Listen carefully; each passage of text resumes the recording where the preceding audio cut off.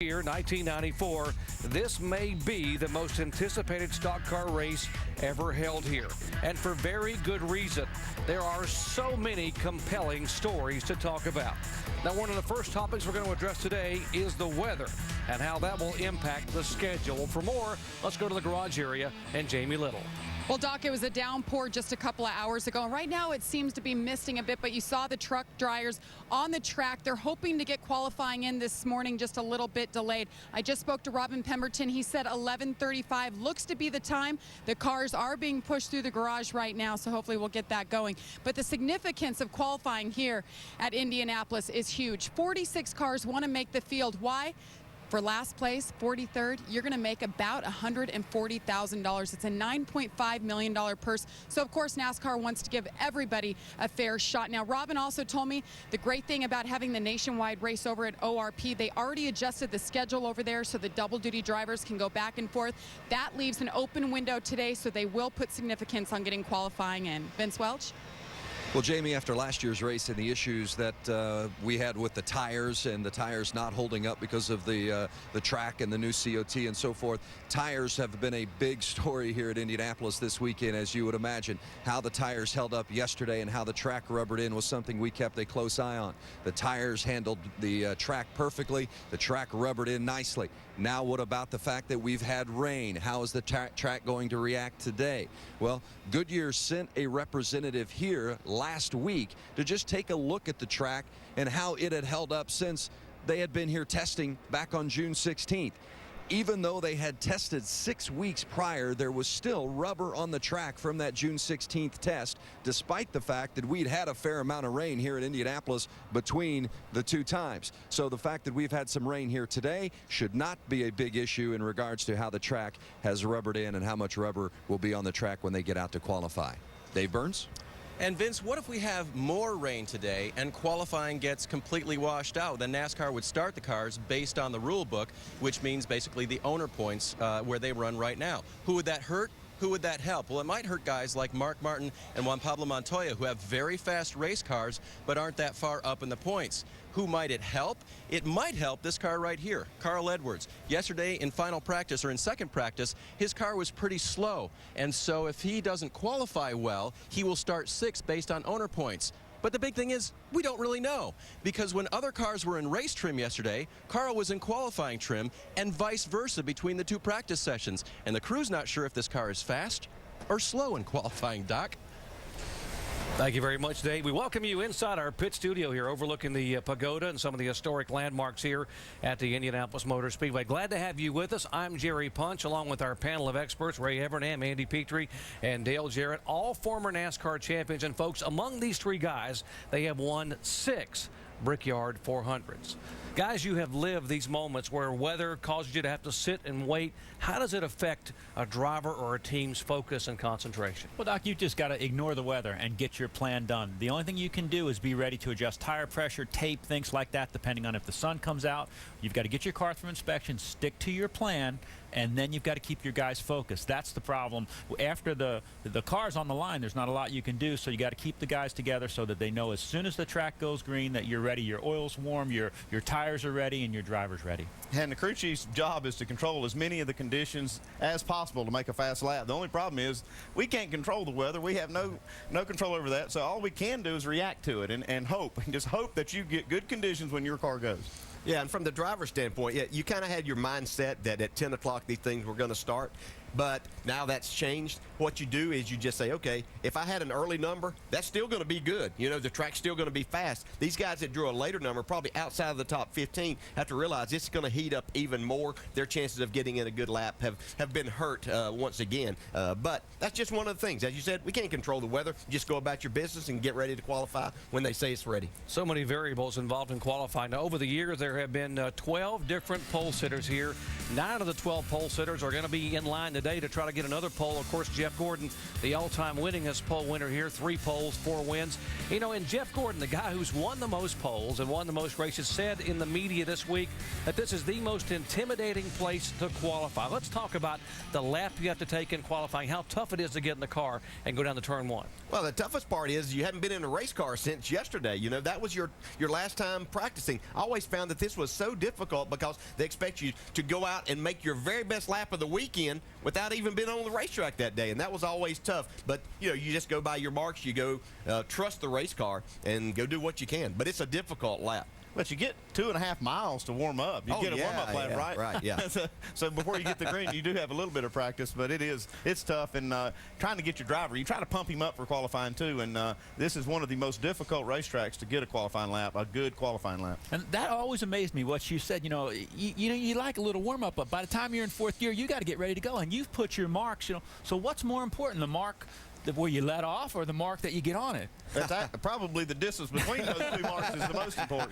Yeah, and the one thing you have to realize is where you had that mark to let off, you're probably, because of your qualifying setup, we've got everything the very fastest that it's going to be. You're carrying more speed at that point in time than what you were, so you better adjust and be ready because you're carrying more speed. Is that going to work? So you get back to the gas as quick as you possibly can, and that's who's going to be on the pole.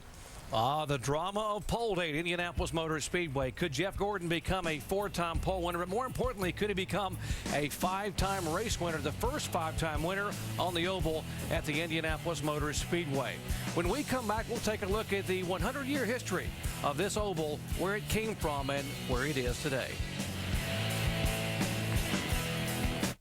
Running a team and my racing keeps me pretty busy. I need insurance that's on my side. That's why the Earnhardt family's had nationwide insurance for more than 30 years. I get the coverage that I need at the right price for me. That's what you can get when you call 1-866-500-5555. I trust them. You can too. That's on your side. Get a quote today.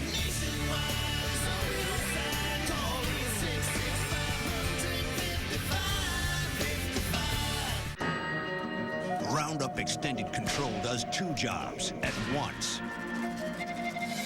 1, kills weeds to the root.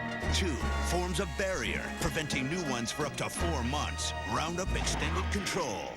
I never thought I would have a heart attack, but I did. You need to talk to your doctor about aspirin. You need to be your own advocate. Be sure to talk to your doctor before you begin an aspirin regimen. You take care of your kids. Now it's time to take care of yourself.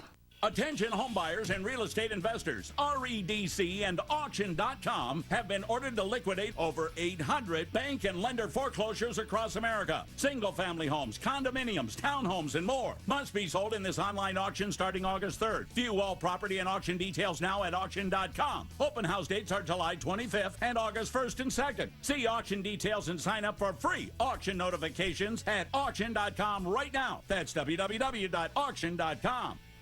ESPN Fantasy Football. Now your fantasy team follows you.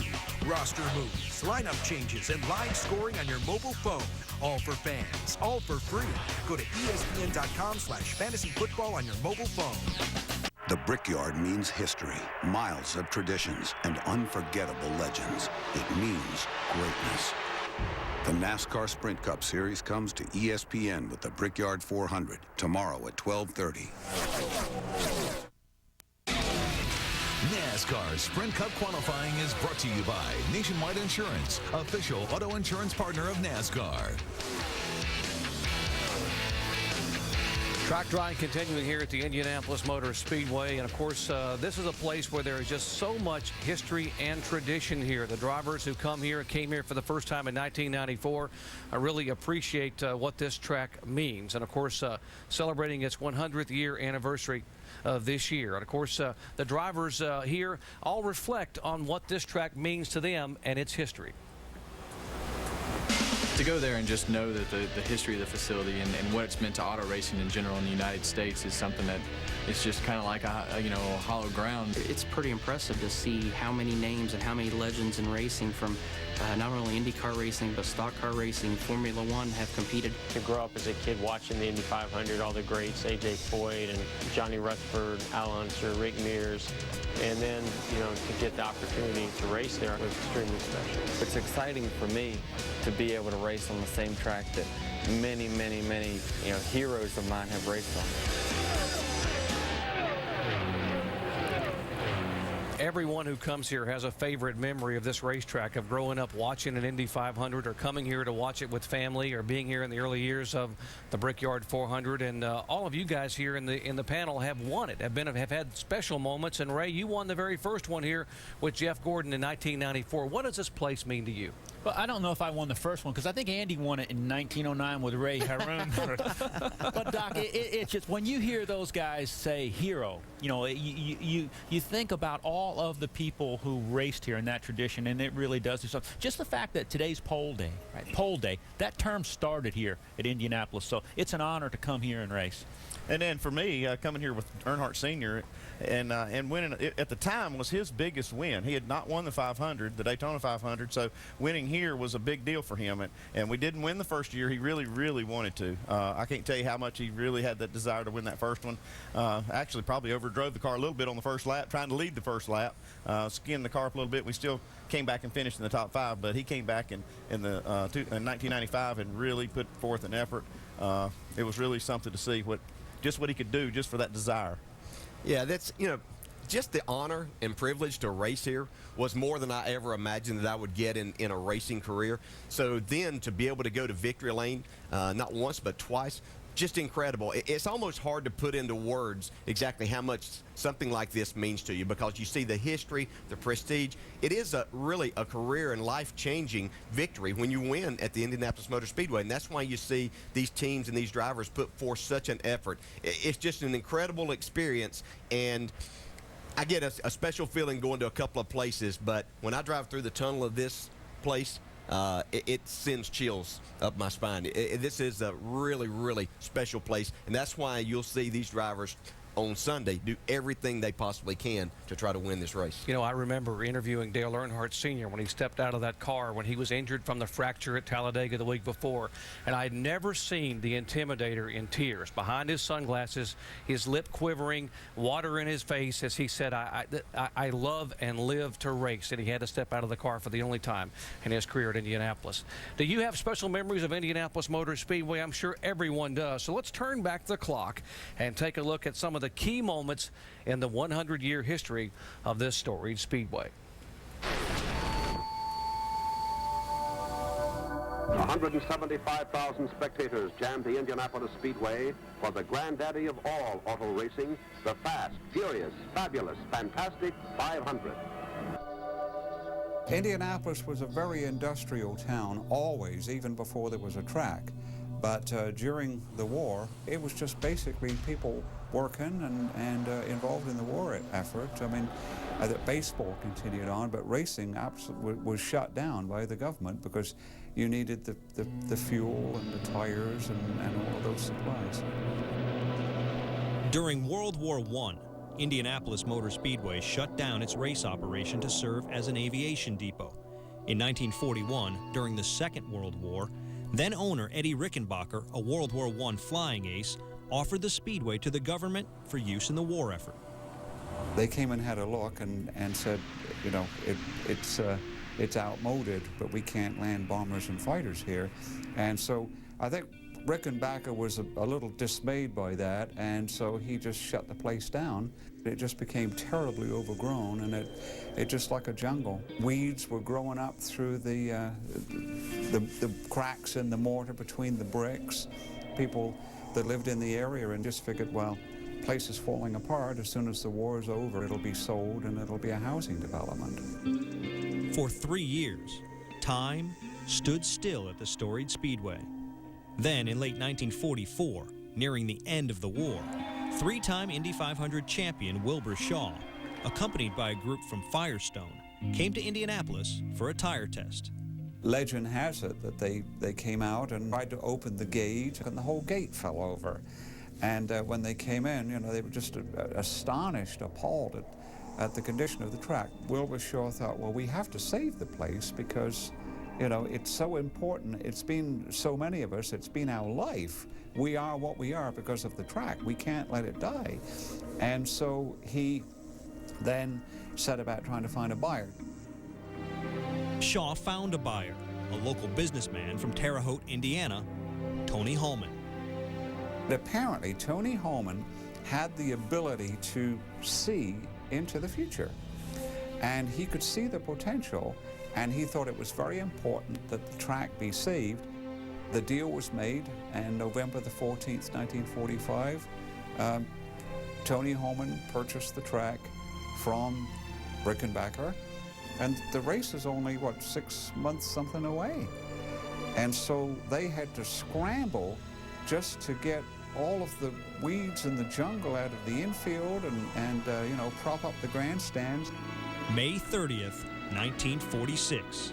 The Speedway was back in all its glory for the first time in 5 years. It was packed. It was a big, big event. Tony did a lot of rearranging and building the place up in better seats and all different situations. Some of these main artery highways coming into Indianapolis, well, we had a hard time getting to them. They were just all bumper to bumper. They had their seats, back seats of their car out sitting there playing gin rummy and whatnot along the road.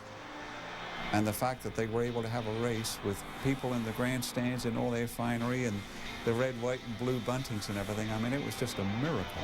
Apparently, Tony Holman said to Wilbur Shaw, he said, I don't want to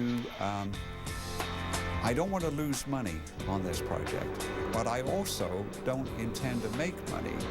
And what he meant by that was that any profits that would be made, it was his intention to pour it back into the facility and build on it every year.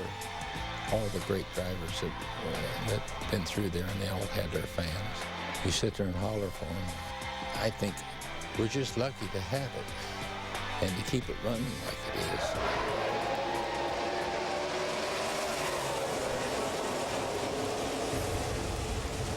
And now you know why we call it the world's greatest race course. And so many people over the years talk about it being the most hallowed ground in all of motorsports. It is the largest sports arena in the world, 250,000 permanent seats, paved by 3.2 million bricks back in 1909. And with the courage of Wilbur Shaw and Tony Holman, saved this racetrack from extinction in the post-World War II days. And that's what remains the Yard of Bricks. When you talk about great venues in sports, you talk about Center Court at Wimbledon, Amen Corner at Augusta, and the Yard of Bricks here at the Indianapolis Motor Speedway. Guys, this place has been special and will always be special to motorsports enthusiasts everywhere.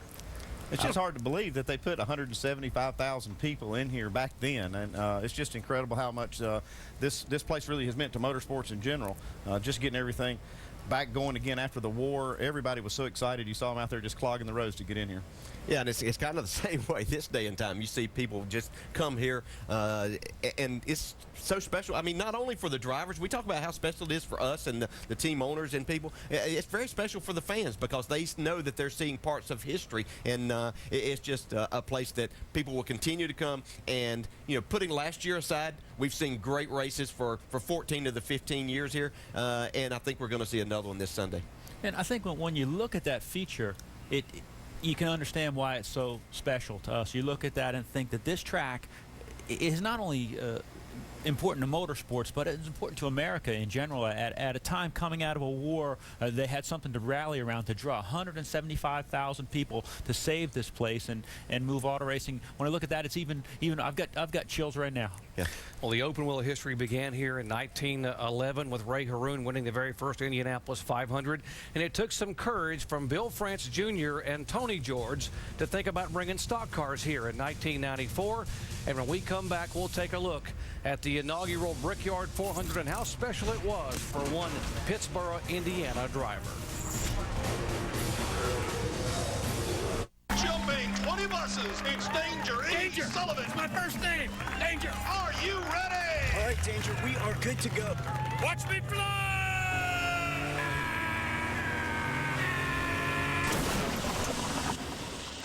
Engine sludge can strike anyone. So get Castrol GTX. It has superior sludge protection that exceeds the industry standard. Hey, how far to go? Castrol GTX. It's more than just oil. It's liquid engineering.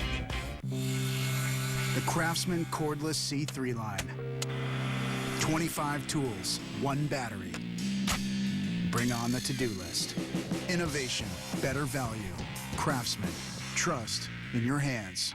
Inventors, InventHelp can help you try to patent your idea and submit it to companies. Call 1-800-236-7211 for free information. That's 1-800-236-7211.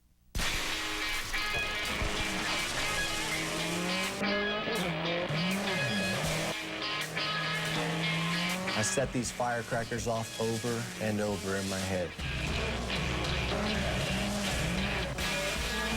Because if I can manage to outmaneuver this course, sparks will fly. See original works of sport. X Games 15 coverage starts Thursday at 8 Eastern on ESPN.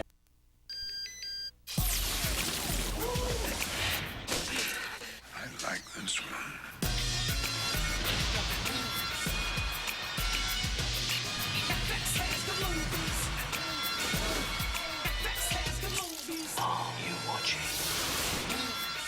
Brought to you locally by Subway Restaurants. Subway, eat fresh.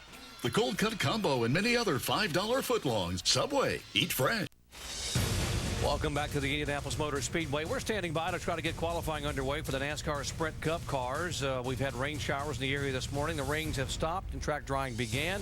We've had some brief showers come in and out. Hopefully we'll get qualifying in as the day progresses. We invite you to join us on Sunday at 12:30 p.m. Eastern Time for live flag-to-flag coverage of the 16th running of the Brickyard 400, beginning with NASCAR Countdown. The question is, can Jimmy Johnson become the first driver to win back-to-back races here?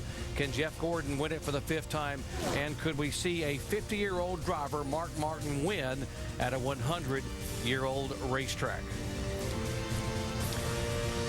Guys, 16 years have been coming to Indianapolis Motor Speedway. A lot of history now being built up by the stock cars, and I want to go back and reflect on memories of that first year coming here for the first time, right? Hey, it was big, you know, no doubt, all of the history and things that we talked about, but it gave Jeff Gordon and the Rainbow Warriors and myself a fair shot because nobody had ever been here before, so we felt like it was a clean sheet and nobody had an advantage on us, and we could work on things specifically for this track, and we did, and we had a great day. And you can't believe how much testing we did before we came up here. 2 years before, they did a tire test. We did actually a test the year before, and then leading up to the race, we had just days and days and miles of testing. So everybody was getting prepared for it. And I remember we brought 3 cars to that last test before we ran the first race and finally found a car that was actually good enough for us to bring. Yeah, I came here with Jimmy Maycar and Joe Gibbs Racing, and we didn't have a guaranteed spot. We had to qualify on time. Probably the loosest race car I've ever driven in a qualifying attempt that I didn't wreck. And so I got it in the field, and we made it. It was just a great event, fun to be a part of. How much this place changed when they put all of these people in the stands was amazing as a driver when we started that race. Just incredible. Over 315,000 people were here that day, and millions watching at home the inaugural Brickyard 400 back in 1994. From the Indianapolis Motor Speedway, it seems odd to be covering a race here during the month of August, but it sure is going to be a great day. The first one there was amazing. To go there for the first time was an unbelievable experience, and we knew that it was going to be a huge addition to our schedule if we could get there. You know, when stock cars unloaded there for the first time and made laps, I think that was just, you know, people never thought that would happen. I don't even think I can put it into words. Just being here is so unbelievable. Driving through the tunnel as a competitor, that was it. That was worth it for me. I didn't care what happened the rest of the weekend. That, to me, made all my dreams come true. And I know there were a number of drivers that came up to Foyt and said, could I have my photograph taken with you standing on the bricks, because this is probably not going to happen again. Boy, what a historic moment that is. Bill France Jr. said when we lined up for that picture standing on the bricks, he said that was the defining moment of NASCAR. We're here. The green flag is about to come out to signal the beginning of the inaugural Brickyard 400. To haul it off at end of turn one for the first time at any new track, something that, hey, this is the Brickyard. I felt like we were on someone else's playground. That's really what I thought. I wasn't so sure we belonged there. And I think that there was some concern in some areas that in general, the NASCAR people were going to come in with, their caps on sideways and backwards and drink a lot of beer and trash the place. And now, Bob, it's just another race. In reality, it's almost like they were in church. Everybody was on their best behavior, and it was almost as if we don't behave ourselves, they may not have us back. You almost felt bad because the IndyCar thing had so much history. But to be quite honest, we overshadowed it. Can they race two abreast through the corners? You bet they can. And our racing was just better. The crowd, the enthusiasm was just unbelievable. The crew radio, Jeff Gordon said, stay in place, do not pull away, let's not show everything we've got yet. We qualified third. We had a fast race car. The engine was running great. The team was doing well. They're into the short shoot, and Gordon has a half car length advantage as they go into four. I just didn't fathom that we would be able to pull it off because there was so much pressure. It was just too good to be true. You couldn't have handpicked a better story.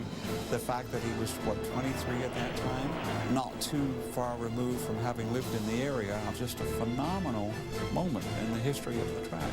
Jeff Gordon, winner of the inaugural Brickyard 400. You're sitting there pinching yourself because you can't believe that this just happened.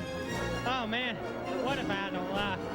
We had a great car all day long. Still this day, when I get asked, what's your biggest win, which one stands out to you, I always say the inaugural Brickyard 400. That was, and always will be, the biggest win of my career. When the day was done, Jeff Gordon would have led 93 laps and become the first NASCAR stock car driver to win at the Indianapolis Motor Speedway. Brett Bodine, who currently drives the NASCAR pace car, will be pacing the field here on Sunday, finishing second. Look at Bill Elliott, Rusty Wallace, who came so close so many times here. Look at the Intimidator, Dale Earnhardt, who would win this race a year later. And the names that are there. Morgan Shepherd, by the way, who will be competing later tonight over at O'Reilly Raceway Park, still competing at the age of 67 in NASCAR nationwide competition. Wow, what a special memory. 1994. Now, Ray Evernham, you grew up as an open-wheel racer, but came here in 94 and made stock car history. What was that day like for you? I'm not an emotional guy. Most people would tell you I could be a stone face when I was up on the box, but there's a place that has brought me to having some moisture in my eyes more than anywhere. When we won Daytona, a little bit like that, and we won the championship. But here twice, winning that first one with Jeff, it's just, I can't even explain the emotion because you don't know what to feel. You can't. I've got pictures of myself in Victory Lane. I'm just standing there with a blank look on my face. You don't realize what it means at that time. And as time goes on, it means more and more and more and becomes more and more special. Were you guys aware of what was happening? I know when the race started, you're focused on trying to drive the car and trying to get Dale Earnhardt to victory lane. But as the race progressed, did you take a moment to look around at the massive crowd and realize what was about to happen here in stock cars? That's a good point because I had a really hard time getting into the flow of the race that morning and that day when we started. All the people out there, the cars were on the track, and you knew how big it was. And it was really hard to focus on the nuts and bolts of make sure your air pressures are right, make sure everything's on the wall, make sure your pit crew's ready, because you're so caught up in this whole thing. It was just unbelievable, the whole experience. Yeah, the whole week had been so special leading up to it, but race day, when we walked out there for driver introduction and to get ready to get in the car, the amount of people that were not only on the racetrack, but as I said earlier, in the stands, it was incredible. And when we finally got to start the race and you drove off down into turn one, a turn that looked so open in all the practice sessions, and here all these people had closed this in. Looked like you didn't have room to go through there too wide. It was a great show. It could not have been a more fitting ending. All of us obviously wanted to win the race, but to have Jeff Gordon to win the inaugural Brickyard 400 was probably the best thing that could happen for NASCAR racing at that time. And so it was a very, very special day, and just glad we all had the opportunity to come here. And Ray, I didn't realize y'all were holding back the whole day. You had a beat, and you're holding back too. Wasn't the whole Dave, just a little bit. Oh, okay. When Ernie started to push us, we had to get on a little bit. That was me, by the way, giving that report that Ray had told me. You know, what a special place. I mean, that day at this place, the first stock car win by Jeff Gordon. Now he's the only driver to have won it 4 times. Anytime you race at Indianapolis, it is not only viewed by thousands here, it is viewed by millions around the world. And in fact, one driver who has now come to stock car racing has some memories of watching racing at Indianapolis. Let's go to the garage area and visit with Marcus Ambrose. And he's from Tasmania, Australia, and I know you have memories of this place. What is the most significant memory as a child?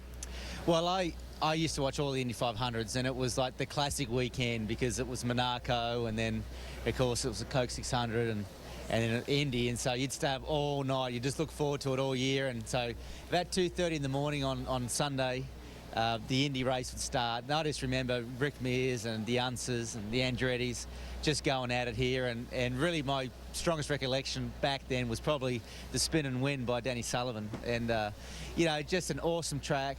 You know, you're on special ground here. I've dreamt of coming here, never thought I'd ever get to run the track, and here we are, racing the best racing series in the world and racing at the best track in the world. Last year was your first opportunity to race here. Yesterday in the car, though, completely different year. How good was the car? Yeah, the car was great yesterday. This is our 12-month anniversary. Myself, Frankie Kerr, joining forces at the Sprint Cup level, and you know, we qualified in this race last year as a you know, just our one-off race for us for JTG Doherty Racing. And 12 months later, here we are. We're top 20 in the points.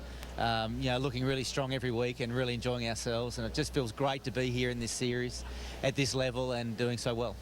Now, there's one other person in your group that may be more impacted by Indy than you. Tell me about him. Well, all my guys on the crew here basically have been racers, but probably the most famous of all is Frankie Kerr, our crew chief. And I've got an old-time photo of Frankie Kerr back in the day when he was wearing the driving suit, and he's won over 200 races in Sprint Car All-Star or Sprint Car Races USAC, dirt and pavement, all kinds of different stuff, and he's a real hero of ours. So, Frankie, we're going to try and win it for you, mate.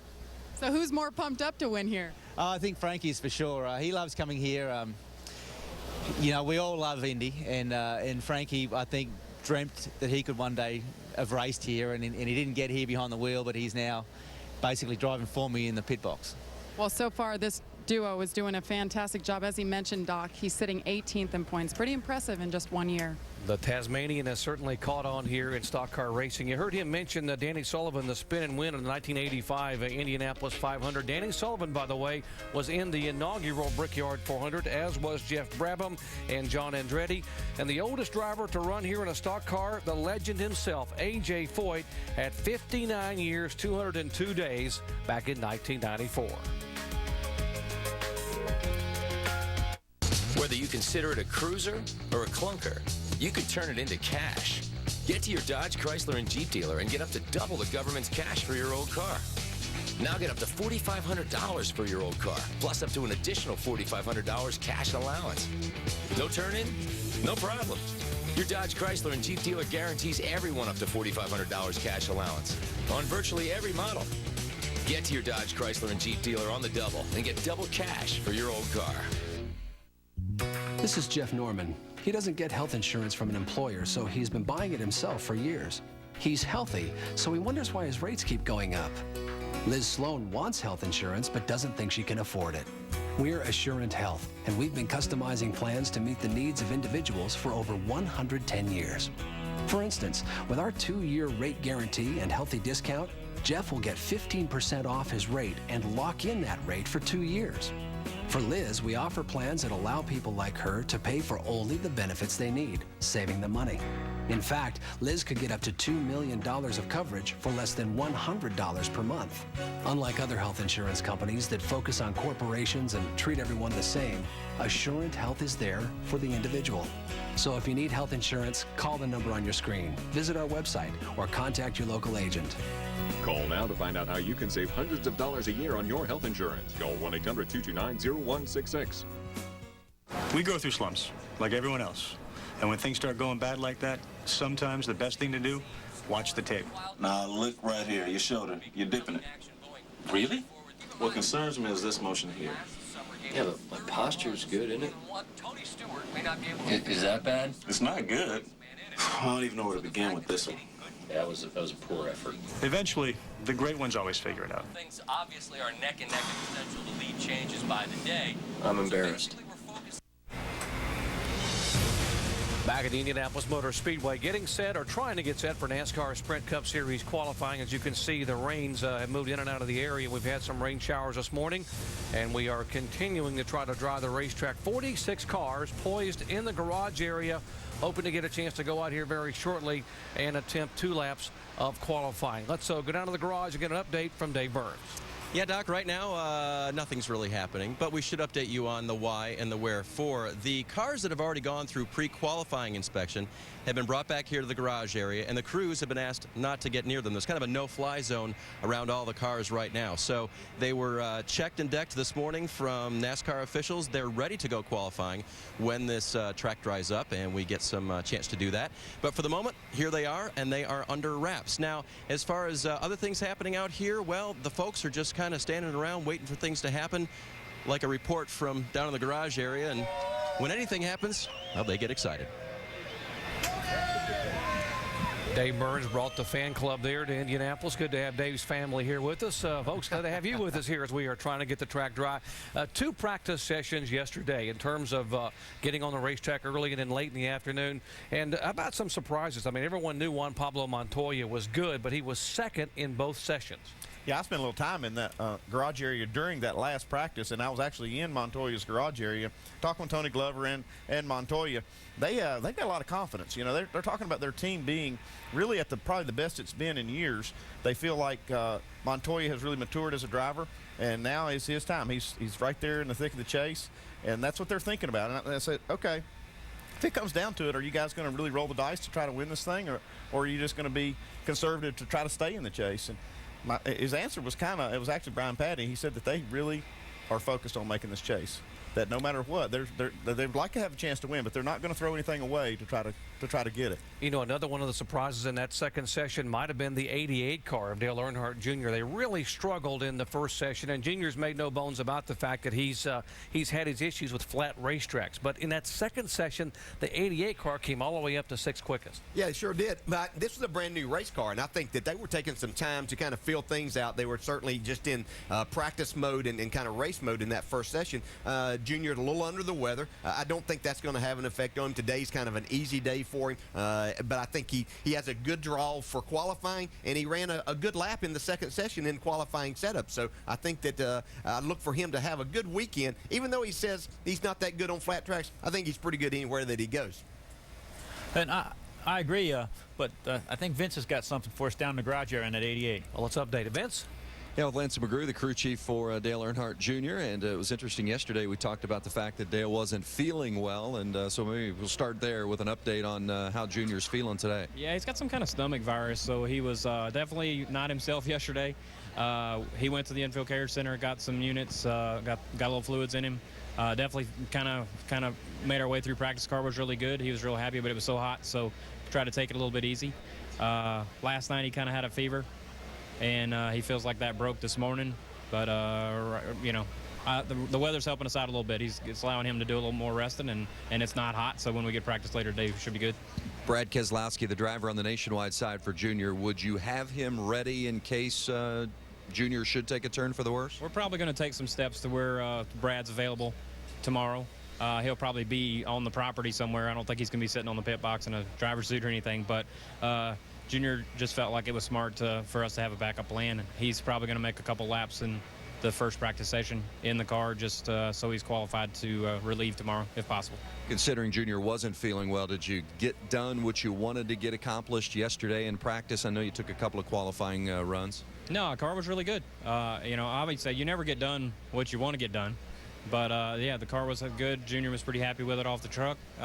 We made a couple adjustments, felt like we made some gains, and we'll go on. Depending on what the weather does today, you know, we're looking forward to qualifying because we got an early draw and we feel like the car's really good.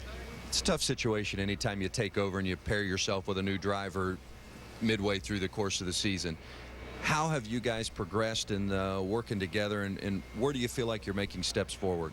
I think it's just communication. You know, I feel like the driver crew chief relationship is one that you have to have ultimate trust in each other and feel like, and if you don't have that, I don't think you're going to succeed. So the cars have been good. Junior's been giving better and better feedback. I've been interpreting what he's saying better, I feel like, on a weekly basis, which that's my job. So as we go along and we continue to grow and develop a friendship and a relationship, inside and outside of racing, I feel like that'll just continue to get stronger and stronger. And speaking of relationships, I don't think there's any driver that has a better relationship with his fans, at least from the number of fans, than Dale Earnhardt Jr.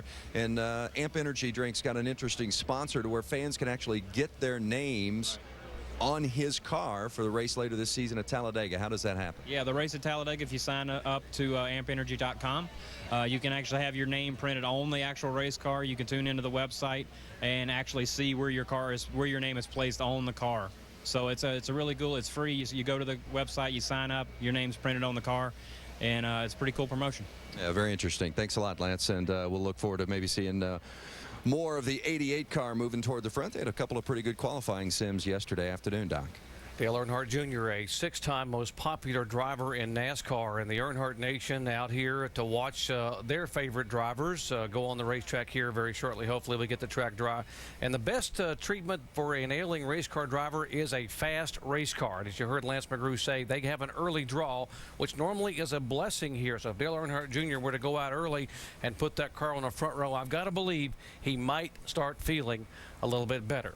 Now, the cars are covered up in the garage area right now, but there's a lot of things that have to be done to change over from practice to qualifying and from qualifying to race. For more on what has to happen, let's go down to our Craftsman Tech garage and Tim Brewer. Thanks, Jerry. Here in Indianapolis, this racetrack is very, very heat sensitive. When the racetrack gets hot, you lose a lot of grip, so you have to change your combinations around. But fortunately, during the tire test, we learned a lot about the race cars. When you drive off down in a corner in a qualifying setup, when you've got sticker tires on the car, you've increased the front nose weight. So we take the tungsten in the frame rails and slide it forward to make the front axle actually heavier. But what we have to do, we have to work with the spring package and the shock absorbers. The shock absorbers, we're actually going to adjust the bump stops. And what we can do, we can change the shims, the stackers on the shock absorber to control the ride height.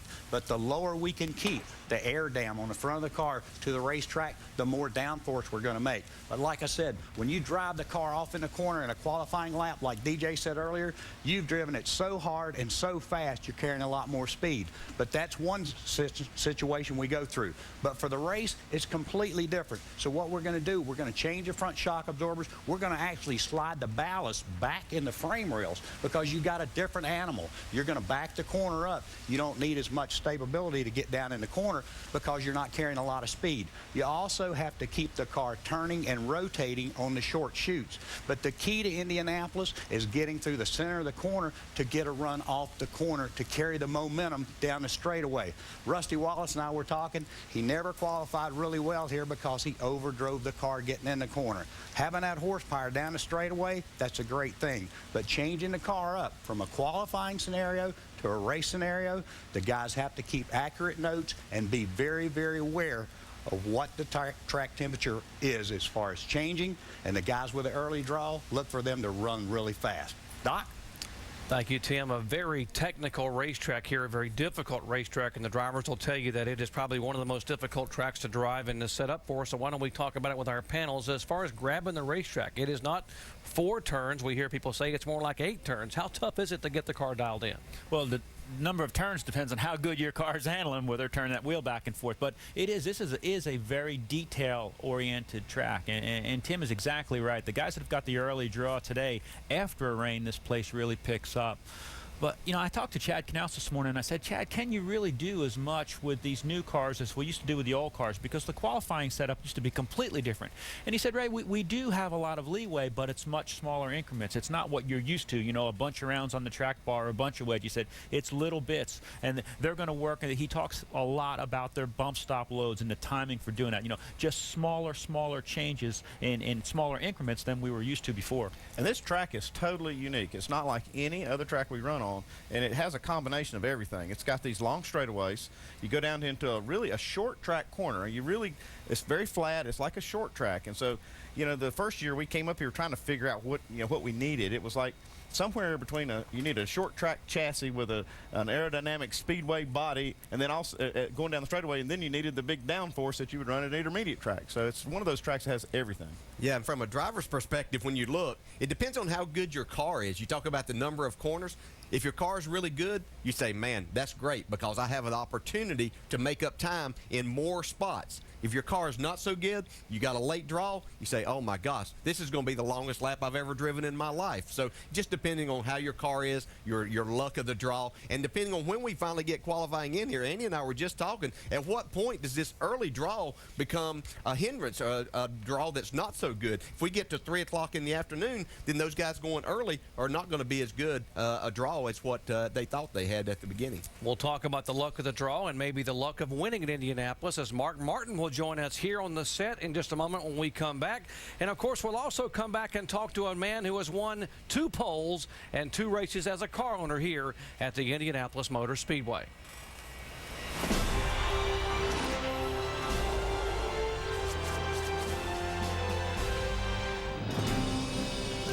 It's just something about the place that everybody wants to go to. And there's been so many moments that you've watched, and to be a part of that moment. Wins the 10th running of the Brickyard 400 at the Indianapolis Motor Speedway. Get to kneel down and kiss the bricks and be a part of everything. The coolest part about winning Indy is the victory lap after you win. You ride around the track and see all the fans that are true race fans that stick around to see the winner and know the tradition of Indy, and they know that victory lap's going to happen. Hi, Billy Mays back again with the awesome auger. Just attach it to any drill, pull the trigger, and it does the work for you. Plant bulbs when it doesn't. Beds full of flowers. It's fast. It's easy. It takes the hard work out of yard work. Use it to plant bushes, shrubs, and trees. The spiral digging action does twice the work in half the time. It's a powerful tiller in the palm of your hand. It cultivates large gardens in minutes, not hours. The awesome auger has the power to handle those big jobs with ease. Its spiral laser sharp edge gives you the cutting power you need to blast through rock-hard clay, deep roots, old stumps, and dead trees. Dig post holes in record time without the blisters and backache. The awesome auger is #1 because it gets the job done. It makes gardening very fast and easy. I mean, it's great. I've used a lot of different items, but nothing ever worked like this. I can do twice the work in half the time. Anytime you're working, it's always the right tool. It saves wear and tear on my body, on my knees and on my legs and my back. The awesome auger is awesome. It's so tough, if it ever breaks, we'll replace it free. And the awesome auger is yours for only $19.99.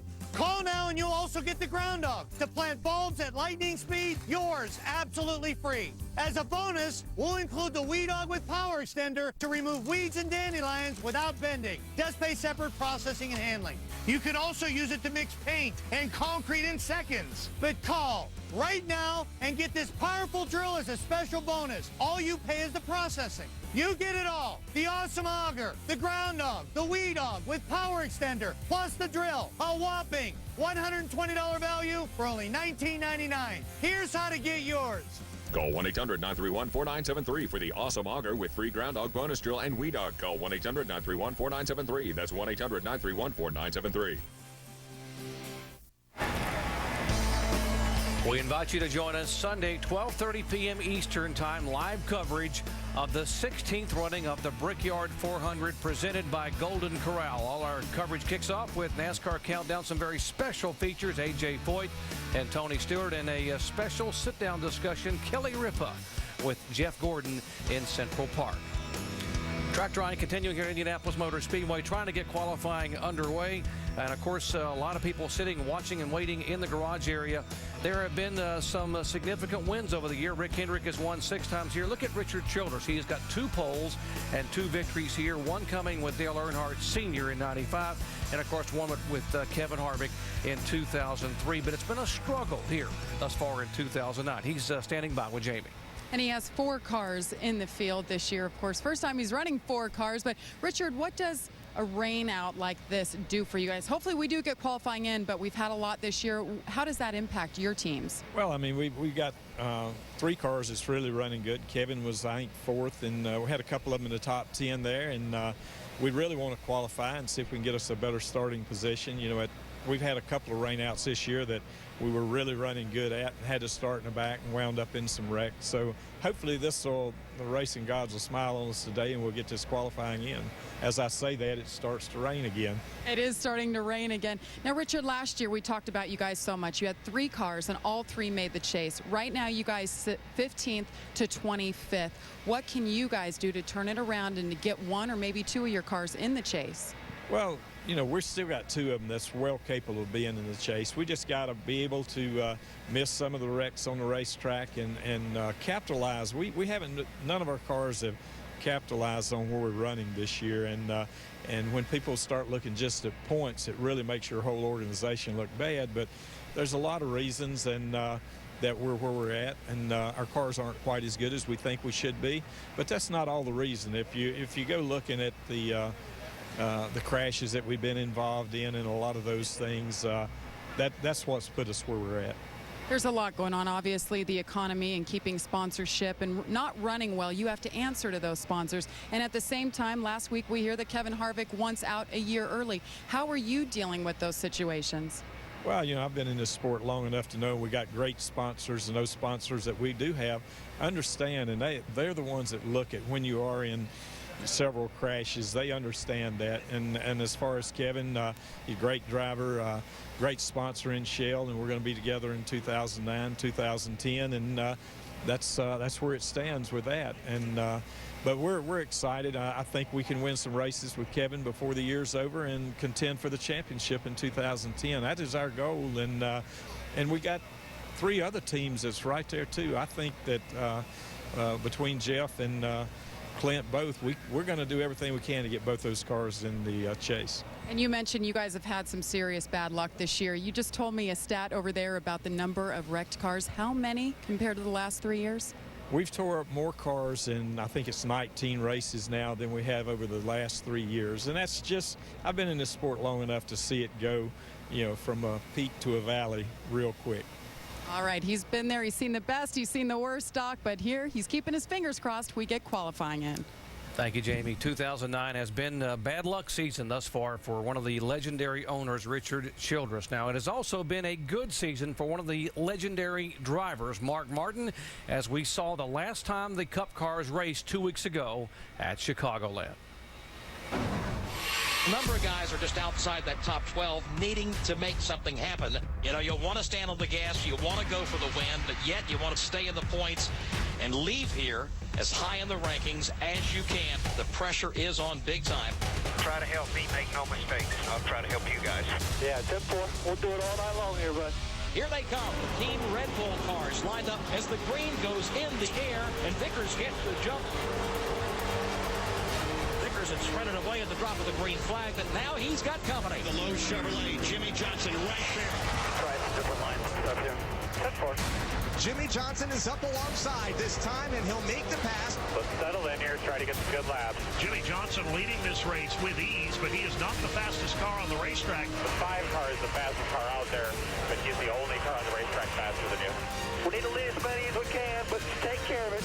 Sun is setting. The lights are on here at Chicagoland Speedway, and Mark Martin right now is loving it in the moonlight. Oh, this is easy, bud. You want me to put the hammer down? I'll pull on out. Nights like this just don't happen very often, where you have got the field as completely covered as Mark appears to have. Hey, Mark, you know the Boston 60 is coming up, right? We're going to get him a big present. Yeah. It's not done yet, though. These things are really hard to win, but it's still fun. Yeah, I'm kind of having a good time tonight, too. It's good, boss. Kyle Busch has just about knocked down the wall in turn 3. Tight with the front, loose with the back, tight behind cars, loose behind cars. One car goes around all by himself, and it's Kyle Busch. I can't stand to drive these cars anymore. Kyle Busch teetering on the brake, being out of the chase right now. Get ready to get back at it here at Chicagoland. Green flag in the air. Jimmy Johnson's there. This time he climbs the banking. They'll go wheel to wheel. Jimmy Johnson in the race lead. Wow. That was nice. Mark Martin, who has dominated all night long, has just gotten drop kicked all the way back to the 3rd position. We'll get him back. Don't worry about it. I think radio silence would be in order right now. War's on. 10-4. Johnson sideways 3 wide. Denny Hamlin in the middle going for the race lead. And Brian Vickers all the way to the bottom. He'll take the top spot. Still there with the 11. Still there with the 11. The contact. Vickers is into Denny Hamlin. Here comes Mark Martin. Martin takes the top spot. Woohoo! The best car is running out front right now. Mark Martin pins it to the bottom of the track. You saw somebody. Get him there, baby. Checkered flag is out. Mark Martin wins. I can't believe it. Man, that's big. That is big. We won, right? Mark, you didn't win. You crushed them, baby.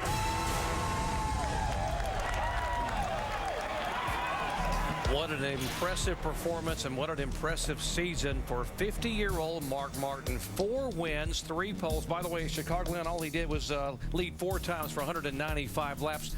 Look at the top 5s and top 10s, and he gave his car owner, Rick Hendrick, a very nice 60th birthday present. Mark Martin, thanks for coming in, and congratulations, by the way, on a phenomenal season so far. Thank you. I want to give the credit to Alan Gustafson and everybody on the 5 team. Man, we're having fun. No way anybody's having as much fun as I am. Now, when you made the decision to come back, and we've talked about how Rick Hendrick and you talked back and forth, and you said the #1 focus was simply to come. Everybody, we were all talking championship. Your focus was to come back and just win races. Is that still where it is?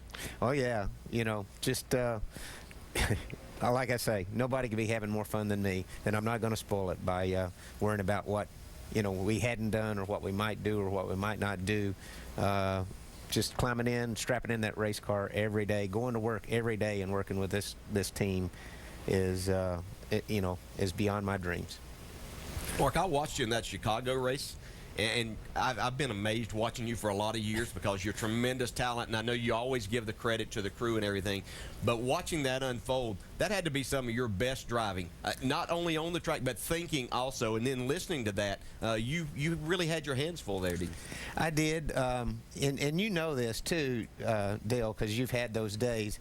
I make my best effort every time I get in that race car, but not every race goes that way. I've had some that I'm really proud of, and I have some that I've made my best effort, and you look at it and say, well, that wasn't very special. So Chicago was very special in every way. The double file restarts and all the that's why I said this thing isn't done yet. When I remember Alan saying 15 to go and me thinking that's going to be a long way. And I had no idea how hard it was going to get from there to the end. I knew it could get hard, but I didn't know it was going to get that hard, Well, you did such a great job winning that one, and you also have won them different ways this year. You won one on fuel mileage. I mean, basically a discipline type race, and I know that's got to be so hard to do when you know you've got a fast race car, everybody's low on fuel, you want to push the gas. And you were disciplined enough to win that one, and some guys that weren't. Andy, I wouldn't have won that race if I'd have been solid in the chase. I just could not have let them do that because I'm sitting there looking at them saying, I can do that, guys. Yeah. But we can't run out of gas. Absolutely can't. And with all that discipline, we still ran out with. Coming to the line? Yeah, about 300 feet to go. So, yeah, but it worked out. Yeah, it was just enough, All right, you won that one like that. How are you going to win this one? I don't know. Any scenario that is possible, to get to that line first, that checkered flag first. I don't care whatever scenario it takes. Did you find enough in practice to know how good the car is? I mean, obviously you were fastest in practice, but is it good? Is it that good? In race trim, it was not good. It was absolutely not good, just barely ahead of middle of the pack. So then we went in qualifying trim, and we made 3 runs, and every run we made improvement that all will incorporate into the race trim. So if we don't get practice, I'll be disappointed. If we do get practice, we will zero in, and I believe that we will, we'll be good. But, we were that way in Chicago, too. We were way off. To start with, and then we found some things in race trim, and by the end of Friday's practice, we knew we had something. But on Thursday in race trim, we were not. So we're still learning. Alan and I and all of us together, I think we're getting better, and I can't guarantee better results in our future, but I guarantee that we'll show up at most of these racetracks closer. We get a chance to go back to these racetracks a second time after me driving their cars, and building a notebook together. Yeah, I'll caution all you drivers out there watching this show, him talking about his car not very good. I've heard that before, then he kicked our tail once again, so don't believe that. Our special guest is Mark Martin here in the pit studio. When we come back, we'll take a look at his crew, why they are so good, Alan Gustafson and company, and we'll visit some of Mark Martin's great moments here in his career. Back in a moment. Get 20% more cash for your broken, unwanted, or mismatched gold jewelry. Cash for Gold, the largest volume consumer gold buyer in the USA, is on an extended buying spree. Prices are still at all-time highs, and we still can't keep up with demand. So we've raised our goal $100 million and extended our deadline. Now we're out to buy $200 million in gold by the end of summer, September 30th. Send us any unwanted, broken, or mismatched gold jewelry right now. Call for a free prepaid envelope. Fill it with the items you want to sell, send it to our secure processing center, and get ready to count your cash. And to meet our new $200 million goal, we've increased our cash payout by 20%. Cash for Gold owns its own refinery. There's no middleman, just more cash for you. And now we're paying even 20% more cash. Call before the gold rush ends September 30th. Call 1-800-994-3464 or visit cash4gold.com.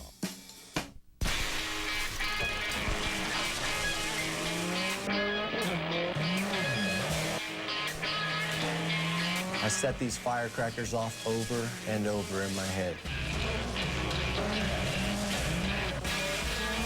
Because if I can manage to outmaneuver this course, sparks will fly. See original works of sport. X Games 15 coverage starts Thursday at 8 Eastern on ESPN. Saturday, heroes and villains, babes and robots, dark knights and Jedi knights. Everything awesome is happening at Comic-Con, and only G4 can get you inside. It does not get any bigger than this right here. We're there first with news and previews of the biggest blockbuster movies, plus G4's world broadcast exclusive of the Star Wars Spectacular panel event. Comic-Con 09 Live, Saturday at 2, only on G4. When I was a kid growing up in Arkansas, the Indy 500 was, to me, it was the biggest race in the world. When stock cars unloaded there for the first time and made laps, I think that was just, people never thought that would happen. With all the races that have happened there over the years and all the history that's there with Indy cars, having NASCAR there is a big spectacle as well. We're guests at a racetrack with a really, really rich history before NASCAR had anything to do with it. At the Indianapolis Motor Speedway, there is the 5-car all nestled in and covered up and getting ready to qualify. Remember, Mark Martin has sat on the front row 3 times here and trying to do it again. We talked about memories of Indianapolis. And Mark, growing up, you said in Batesville, Arkansas. How about some of your early memories of this racetrack and maybe also that very first Brickyard 400? Well, first of all, I was reflecting yesterday. I moved up here 30 years ago, just up the road. And I didn't come to the racetrack here, but I knew every crevice in the road. I ran up and down these roads all over this place. I lived up here 3 years, just north of here. And I was reflecting back on that, and I did come here and take the tour and all that stuff. But that was a long, long time ago.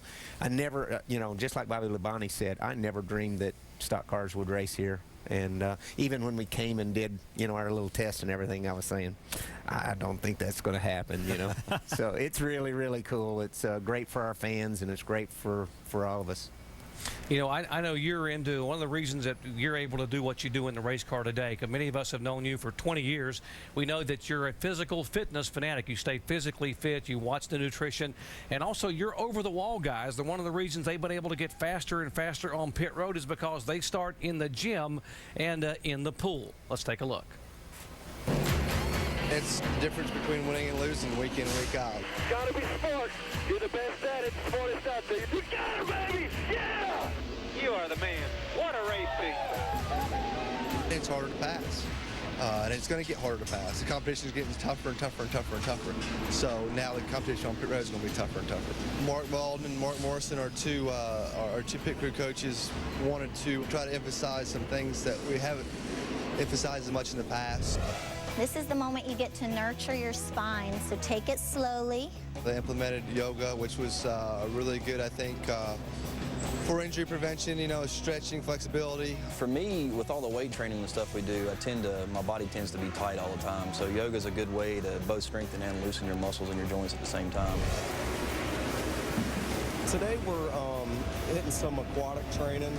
Our season is so long that we find that this can be very therapeutic, and if we do have some early injuries, this can definitely help. If all you do is work out and do pit stops, it becomes repetitive and you kind of get yourself in a slump.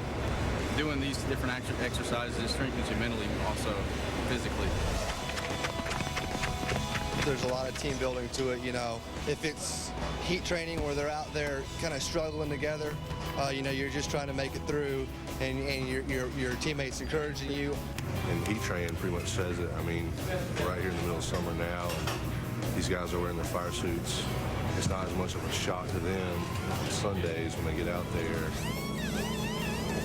One spot on pit road may be the difference that you needed to miss a wreck or that you needed to put yourself in a position to win the race.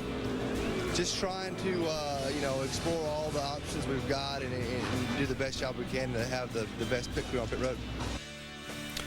You understand now that what happens on Sunday really starts early in the week with a lot of preparation. Mark, throughout your career, you've sort of been the guy that's always given the team credit for what happens on the racetrack. And people at home probably didn't realize these guys really sacrifice and lay it on the line during the week to be good for you on Sunday. Every day. It's so incredible. And, you know, one of the things that's really special is to see the smile on these guys' face.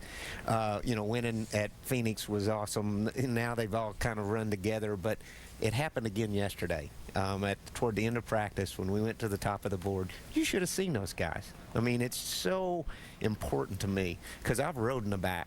I've raced in the middle, and it's miserable. And they're the difference of me riding in the middle and, you know, contending up front. You know, it all starts, I guess, with leadership on pit road. And Alan Gustafson, I know we've talked about what a great job he has done. Let's talk about him for a second, about what he has done for that crew and for you here in 2009. He's really a special guy, and I am living my second childhood, so he is my, you know, he is my childhood hero to some degree. I didn't know that he was a big fan of mine when he was a little kid growing up and all, but this guy is so bright, and he is so good, and I am so comfortable with him having the majority of the load, and it's really making it work well. He's really a special guy, and I'm proud of him. And we've got him as our special surprise guest here. Alan, you're hearing all the accolades that Mark is throwing your way. I know you, growing up, you were a Mark Martin fan. I was a big Mark Martin fan. I mean, it's hard not to be. The guy's really incredible, and to be able to help him succeed at Hendrick Motorsports is a great privilege and something we really enjoy. But to have that chance, you know, it's something I never thought I'd be able to do, and we relish it every day. Talk about the relationship you guys have developed. I know we talk about we saw the highlights of Chicago, and you were trying to guide him through, and suddenly Mark said it's time to go to war, and then everybody just sort of sat back and watched Mark do his job on the racetrack.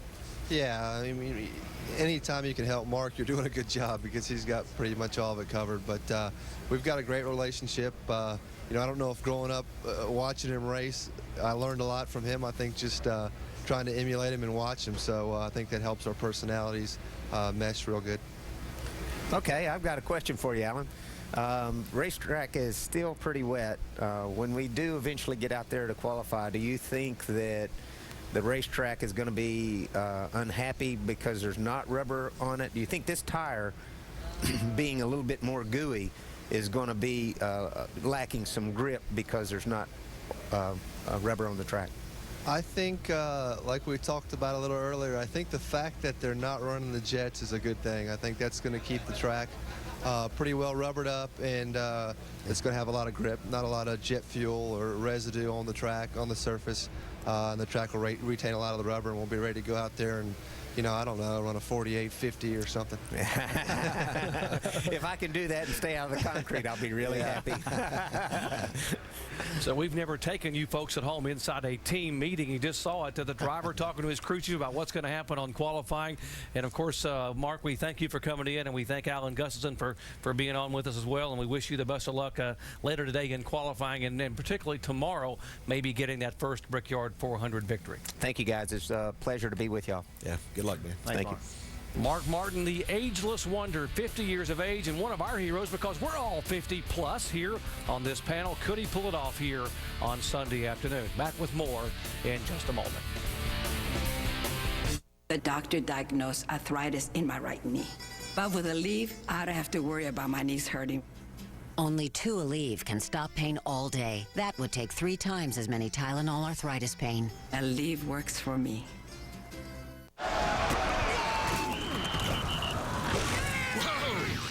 That's one monster case of athlete's foot. Hit that with Tough Actin Tenactin. It gets rid of your athlete's foot. And now try Tenactin Chill. Cools the burn, relieves the itch of athlete's foot. Get Tough Actin Tenactin. Attention homebuyers and real estate investors. REDC and Auction.com have been ordered to liquidate over 800 bank and lender foreclosures across America. Single-family homes, condominiums, townhomes, and more must be sold in this online auction starting August 3rd. View all property and auction details now at Auction.com. Open house dates are July 25th and August 1st and 2nd. See auction details and sign up for free auction notifications at Auction.com right now. That's www.auction.com.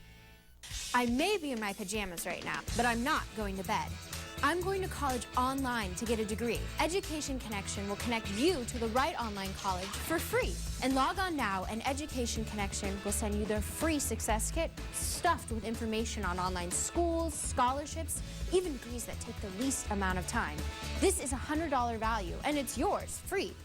Log on now to 12educationmatching.com. That's 12educationmatching.com. ESPN.com/round 1. Round 5. Oh yeah, all day long. That's right. Round 15.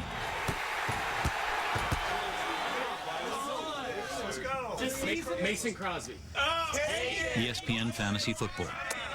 Play for free at ESPN.com. Follow your sports. We are live at Indianapolis Motor Speedway, and we are trying to get the track dry because we want to get NASCAR Sprint Cup Series qualifying underway. 46 cars poised to go out and qualify. We want to get qualifying to determine the starting order for Sunday's 16th running of the Brickyard 400. Now, we not only have racing going on here at Indianapolis, we also have live coverage coming your way today from across town at O'Reilly Raceway Park, where the NASCAR Nationwide cars are standing by, as well as our Marty Reed. Marty, what's going on over at ORP? Well, the good news, Doc, is we're only 10 miles away from you guys. The bad news is we're 10 miles away from you guys, which means we have the same wet weather that you have. The one advantage we have, being a 5/8 mile oval rather than the 2.5 mile Indianapolis Motor Speedway, it should take us a little less time to dry out once we get to that point. But the jet dryers are on the shelf right now because we still have a mist in the air. Let's bring in Rusty Wallace, 2-time pole sitter and 2-time winner here at ORP. Randy LaJoy. This is going to be, based on what we saw last night in the truck race, short track racing at its best. Marty, you got that right. This thing is going to be a knockdown, drag-out. Probably one of the most exciting short track races I've ever seen in my life. Why? We're going to have double file restarts. Those guys are going to be rocking it down in turn one side by side, bouncing off each other, and we generally don't see that as much as I think we're going to see tonight. Tonight could be the most exciting short track race you guys have ever seen in your life. And, Randy, we have some guys that are not thrilled with this double file restart, but it's something they're going to have to learn to deal with. You know, growing up short track racing, one of the things you learn how to do is double file restarts. This is something that if you're 6th in line, you know, this is great. Now you're 3rd, and you can see the leader up on your left front. And when you see the leader, race car drivers pull it tight. They're going for it 2 wide. I think we're going to see 3 wide. We're going to see guys almost in the grass here tonight. Now, one thing that will change, however, if you were with this last year, Carl Edwards got 3 laps down. Because single file restarts, he was able to get 2 of those laps back by outracing leader Kyle Busch and then got the lucky dog. We may not see that happen because that guy's going to be starting way in the back. Marty, I don't think it's going to be possible tonight with the new double file restart program. What Carl did last year, I don't think he's going to do this year because there's so many cars blocking his path. path to get to the front. So it's going to be a tough one. You got to race hard and not get a lap down. But there is one way you can try and make that work for you, isn't it, Randy? Absolutely. If you have trouble like Carl did last year, and you have to go a couple laps down, the only way you can do it is get in front of the leader and stay on the racetrack when the caution comes out. They give you the pass around, and then you get one lap back, and now you're at the tail end of the longest line. Is it confusing? Yes. But is it exciting? Yes, it is. And we'll sort that all out for you as it happens. The one problem that creates is obviously you're out of sequence, because once you take the pass around, you cannot pit under that caution. Now, there's also the question of double duty drivers, and the rain is creating havoc with that. For that, let's bring in one of our two pit crew members today, a very slightly soggy Jackaroot. Hello, Jackson. Well, not as soggy as I was about 5 minutes ago, Marty, because the rain has subsided, just a very slight mist, as you alluded to. But during this rain period, the NASCAR officials were able to do some, well, weeper repair at O'Reilly Raceway Park. Never in 30 years that I've been here have I seen weepers at O'Reilly Raceway Park, but they're here today. But this weather has really put the drivers that are going to try and attempt to do double duty, and there are 4 of them, in quite a conundrum right now. Why? Because they can't get out here and at least shake their car down. Forget about if they have to qualify or not. 4 drivers are going to try and qualify for the Allstate 400 at the Brickyard and also race in tonight's race here. Those 4 drivers, though, now find themselves looking up to the sky and wondering when they're going to get an opportunity. And last night, if it's any indication, as you alluded to, that great truck race, well, for Kyle Busch, that fact that he wasn't able to come back after shaking his truck down, it took him half the race to get that truck sorted out and probably denied him an opportunity to score a victory last night. So all those 4 drivers right now are looking skyward like we are, and they're going, why me? Why me? For more from Pit Road, let's check in with Shannon Spake. Shannon? Well, Jack, you said 4 double-duty drivers, and it may be 4.5 because Brad Keselowski has been called to come over to IMS to jump in the car and possibly fill in for Junior. What is the latest with that? Oh, well, you know, Dale just had a little stomach virus by the sounds of it. I don't know. I haven't talked to him, but I'm sure he'll be all right. Dale's a lot tougher than I think he gets credit for, so when it comes race time, he's going to be ready to go, and it's just a precautionary measure in case he gets any sicker, which I think he's actually coming down from it now, so I don't think it's really even going to be an issue. Now, I asked you about going over there and racing at that track, and you said, I tested there. Do you think testing there helped you prepare for possibly maybe having to fill in for Dale on Sunday? Yeah, I got to test there with the very first tire test, or second, I'm sorry, that they did after last year, and had a productive test and learned a lot about the track, and I feel like I would be ready to go, but I don't think I'm going to get that opportunity. So hopefully Dale's doing all right, and I'm sure he'll get feeling better, and it won't even be an issue. All right, let's talk about this racetrack. We have a sort of a different type of stall selection this week for pit stalls. It was based on qualifying last week, so you have that #1 pit stall because you were on the pole last week at Gateway. How important is that going to be here at this track? It's really big here. Gateway, we had green flag pit stops, so I really didn't get to take advantage of the stall. We're here, you know you're going to always pit under the yellow, and it's worth a good 2 or 3 spots every time you pit. So that's a huge advantage, and I'm really glad that we have further to go to Addy Chevrolet when we get to race here, which is going to be tonight. I believe that. We're going to race here tonight, so I'm looking forward to it. All right, Brad Keselowski will be heading over to IMS to try to get some practice laps in that 88, and later tonight he'll be in the 88 here in the Nationwide Series. All right, thanks, Shannon. And guess what we're doing over on the infield portion of the racetrack? There's Stephen Light. Over to his left is Austin Dillon, and they are fishing. It's a sort of a makeshift deal. Look, they're using a bottle as the bobber, and I don't know where the hook's coming from. But we'll let you know if they've caught anything. So far, it's a big 0. Hey, Doc, got a question for you. How about if we have a little contest? Whoever gets race cars on the track first gets the airtime. That sounds good to us, Marty. You know, and I got to ask you something about that. Now, these drivers that are doing the double duty we're going to helicopter back and forth, and obviously with the skies the way they are now, it's got to be a little more challenging for these guys. Talking about Carl Edwards and Kyle Busch and David Rudiman and Matt Kenseth. Can you get a helicopter in over at ORP, or is it as bad as it is here at Indianapolis? I have to be honest, I don't know what the ceiling is. Looking out the window, yeah, there is enough visibility that they would be able to land, but until you know what the schedule is and what you have to do, that's going to be the big problem for those 4 guys. Well, NASCAR is addressing the schedule. They've told us here, Marty, they're going to try to make it easier for the drivers to be able to go back and forth. And we're going to make it easy for our fans to go back and forth because we're going to be here throughout the afternoon. And, of course, live coverage of the NASCAR Nationwide Series race at the Raleigh Raceway Park tonight, 7:30 p.m. Eastern time on ESPN, of course.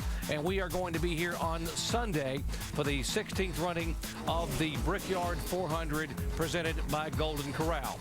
We are standing by for qualifying and or practice across town at ORP. Back in a moment. If you plan on building, furnishing, or remodeling your home, or you're just tired of paying retail, don't spend another dollar. Now, you can enjoy an incredible selection of top quality name brand products priced up to 50% less than retail. Take the first step towards saving hundreds or even thousands of dollars on nearly anything for your home. Call for your free Direct Buy Insider's Guide to Buying Direct and learn what retailers don't want you to know. Each full color page of the Insider's Guide is packed with powerful information.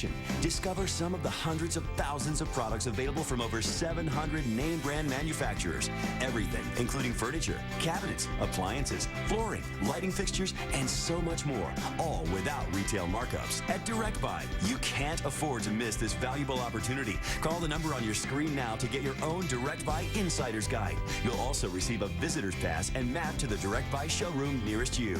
The sooner you call, the sooner you'll be buying direct. So call now. This is Jeff Norman.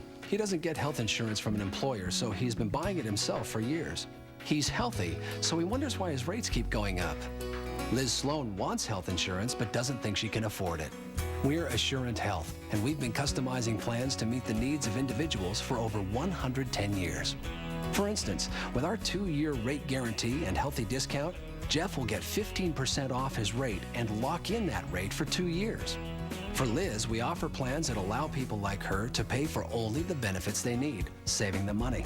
In fact, Liz could get up to $2 million of coverage for less than $100 per month. Unlike other health insurance companies that focus on corporations and treat everyone the same, Assurant Health is there for the individual. So if you need health insurance, call the number on your screen, visit our website, or contact your local agent. Call now to find out how you can save hundreds of dollars a year on your health insurance. Call 1-800-229-0166. The Brickyard means history, miles of traditions, and unforgettable legends. It means racing back to the bricks with fans on the left and on the right. It means having something to prove, having a story to tell. It means watching the best of the best of the best. It means greatness. The NASCAR Sprint Cup Series comes to ESPN with the Brickyard 400 tomorrow at 12:30. Telecast presented by Golden Corral. Standing by at Indianapolis Motor Speedway, hoping to be able to get qualifying underway for the NASCAR Sprint Cup cars. And the skies are overcast, but the rain is sort of moving away. And the weather forecast, in fact, the radar looks very good here in the area that this may be moving through. And we're going to be able to get this track dry and get qualifying here on later in the afternoon. We talked about some of the double-duty drivers. We mentioned there were 4 of them. One of them is David Rudeman, trying to get over and run the NASCAR Nationwide Series car. And, of course, also trying to get his second win of the year in the Sprint Cup car. David won at Charlotte Motor Speedway, at Lowe's Motor Speedway. And on that night, for David Rudeman, rain was his friend. He's standing by with Vince. Yeah, we were talking about we're kind of in his element here as it's raining at the Indianapolis Motor Speedway. And, hey, you take them any way you get them, though. I mean, you don't care that it was raining at Lowe's that night. It's a win, right? Yeah, absolutely. I mean, it wasn't how you pictured your winning your first race, but yeah, it's I've seen other guys do it and not have any problem with it. So, and we, that day, Rodney Childers made a great call, and we had a pretty good Aaron's Dream machine that day. But, the rain's a little early for us today. I think my timing's a little off when it comes to it. The rain needs to happen at a certain time to benefit us, and it's not benefiting anybody today, I don't think. How was the Aaron's car yesterday during practice? We were okay. We started off not all that good, and the guys got it better. And then qualifying trim, we were just a little bit tight and couldn't actually get the speed out of the car we needed. So, I guess we really don't know. In the end, we need some more practice time to get the car sorted out, and I think Rodney and the guys got a pretty good game plan. So we'll go out there, and I'm anxious to get back out there and try it and make some more laps. Doc mentioned you're doing double duty this weekend. Obviously raining here, ORP just a few miles away, so they're having weather as well. How does that how does that jumble your schedule? How are you sorting through that from a mental perspective? Well, I mean, we're just trying to wait and see what happens as it goes, because obviously the tracks are so close that if one track's having a problem, chances are the other one is too. So don't exactly know what the schedule is going to be like over there, you know, or over here for that matter. So time will tell, and if something happens and they have to adjust the schedules around, we just need to make sure that you know, I wasn't going to get a chance to qualify the Nationwide car anyway today, and I was hopefully going to get a chance to qualify it, and that was going to be the best I could possibly do. And now we may not even have a chance to qualify it, so it's just one of those deals where you show up. You could just go over there and show up, start dead last, and race it. And you know, if that's what happens, that's how it goes. But in the end, we just have to wait and see how this deal works out. Could there be any more different tracks than ORP at the Indianapolis Motor Speedway, the small oval and then the big oval here? Yeah, two completely ends of the spectrum there. But you know, both really cool racetracks, and ORP seems to, you know, is obviously just a short track. It's got that short track feel and bumping and banging and all that. And you come over here, it's a totally different thing. Big, flat, spread out kind of oval, very, very fast. So it's cool to have two different racetracks that are so different from each other in close proximity to one another, where you can just kind of bounce back and forth race. It's pretty cool. Speaking of two different racetracks in close proximity, had an opportunity earlier this week to experience two different race cars within close proximity of one another, riding in the two-seater Indy car with Ryan Briscoe of Team Penske, and riding in the two-seater stock car with Sam Hornish Jr. And here's a little bit of that experience. Put your legs all the way down inside, and your head's going in last. Sam, how similar is this to the car you actually drive on Sunday? I think it's probably a little bit lighter just because of the fiberglass body. That's a little bit less horsepower, but makes it go around the corner a little bit better.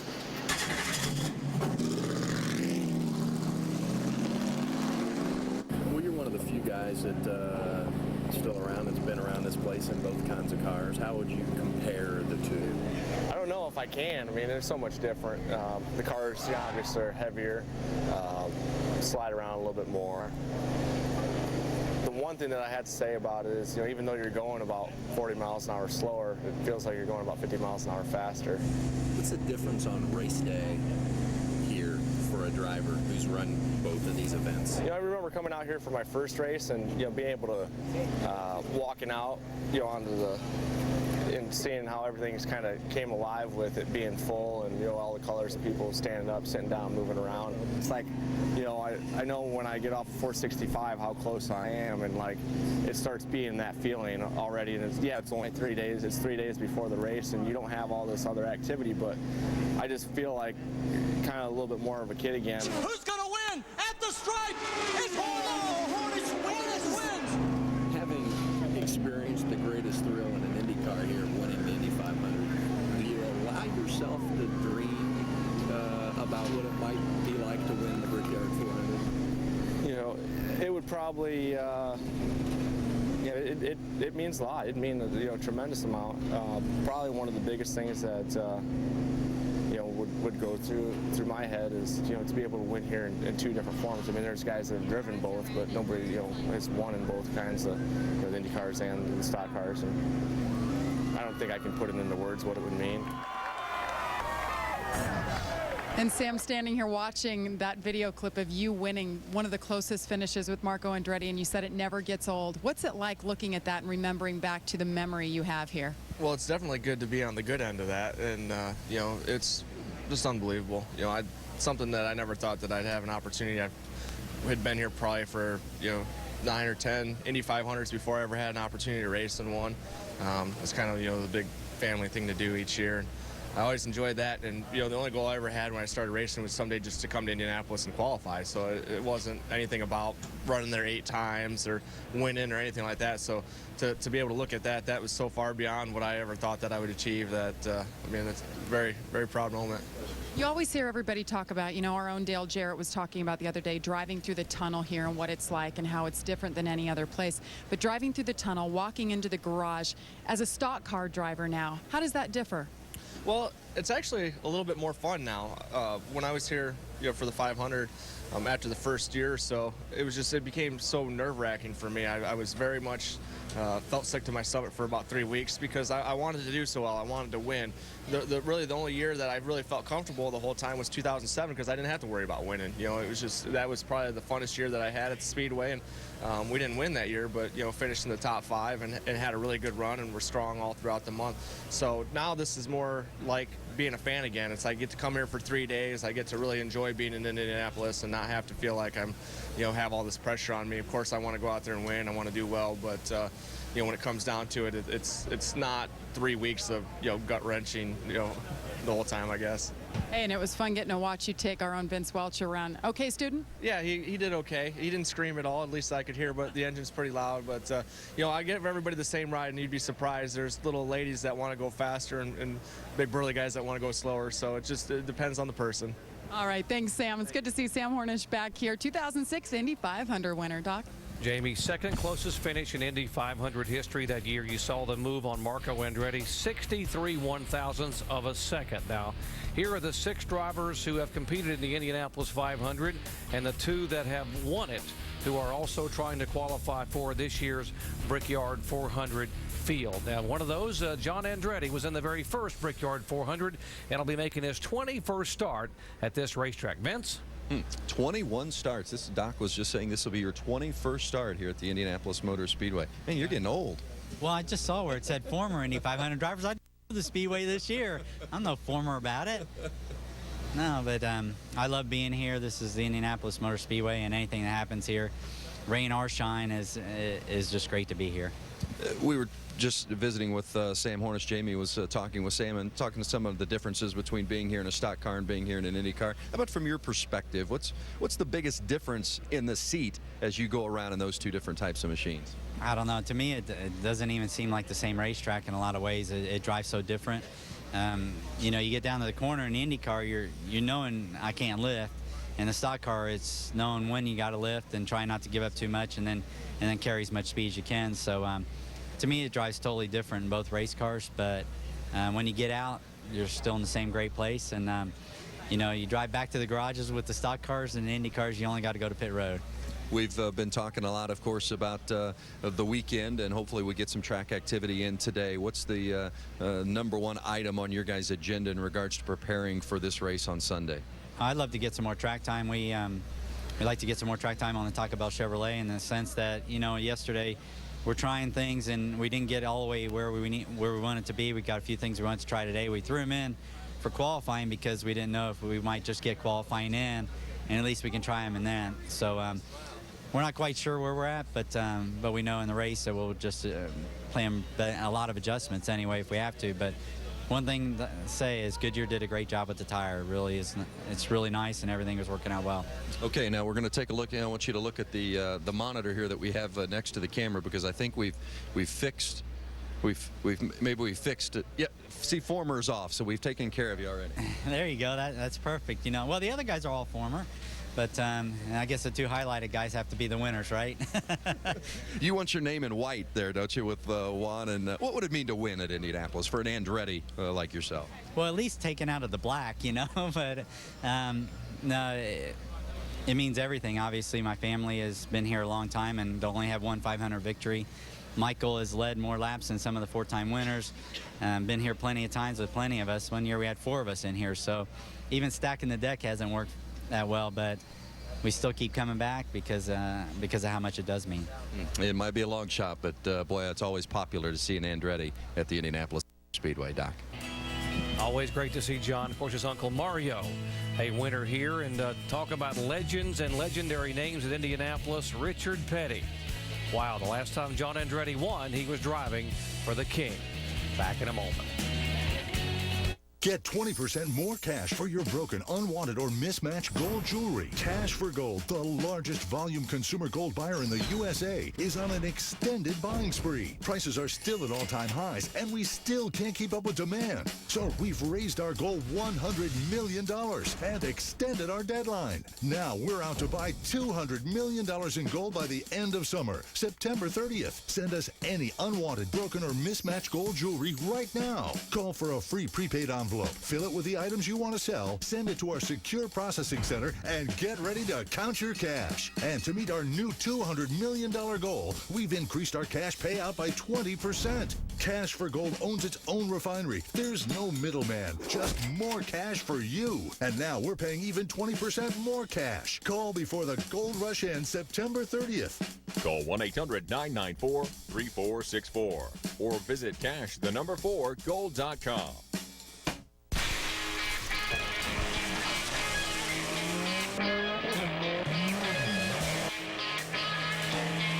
I set these firecrackers off over and over in my head. Because if I can manage to outmaneuver this course, sparks will fly. See original works of sport. X Games 15 coverage starts Thursday at 8 Eastern on ESPN.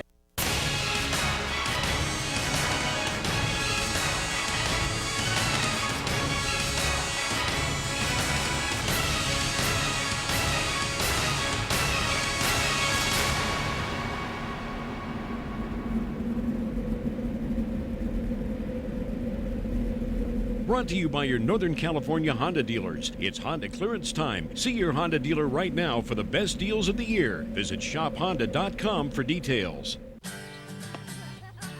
Through the years, many things pass from father to son, like Aqua Velva Aftershave. Smells great, cools, firms, and tones. Cool. Aqua Velva, men get it. Wake up your whiskers with Electric Shave. Electric Shave! Stands up whiskers for an up to 52% closer shave. Man, that was close. Electric Shave. Blade close. Electric smooth.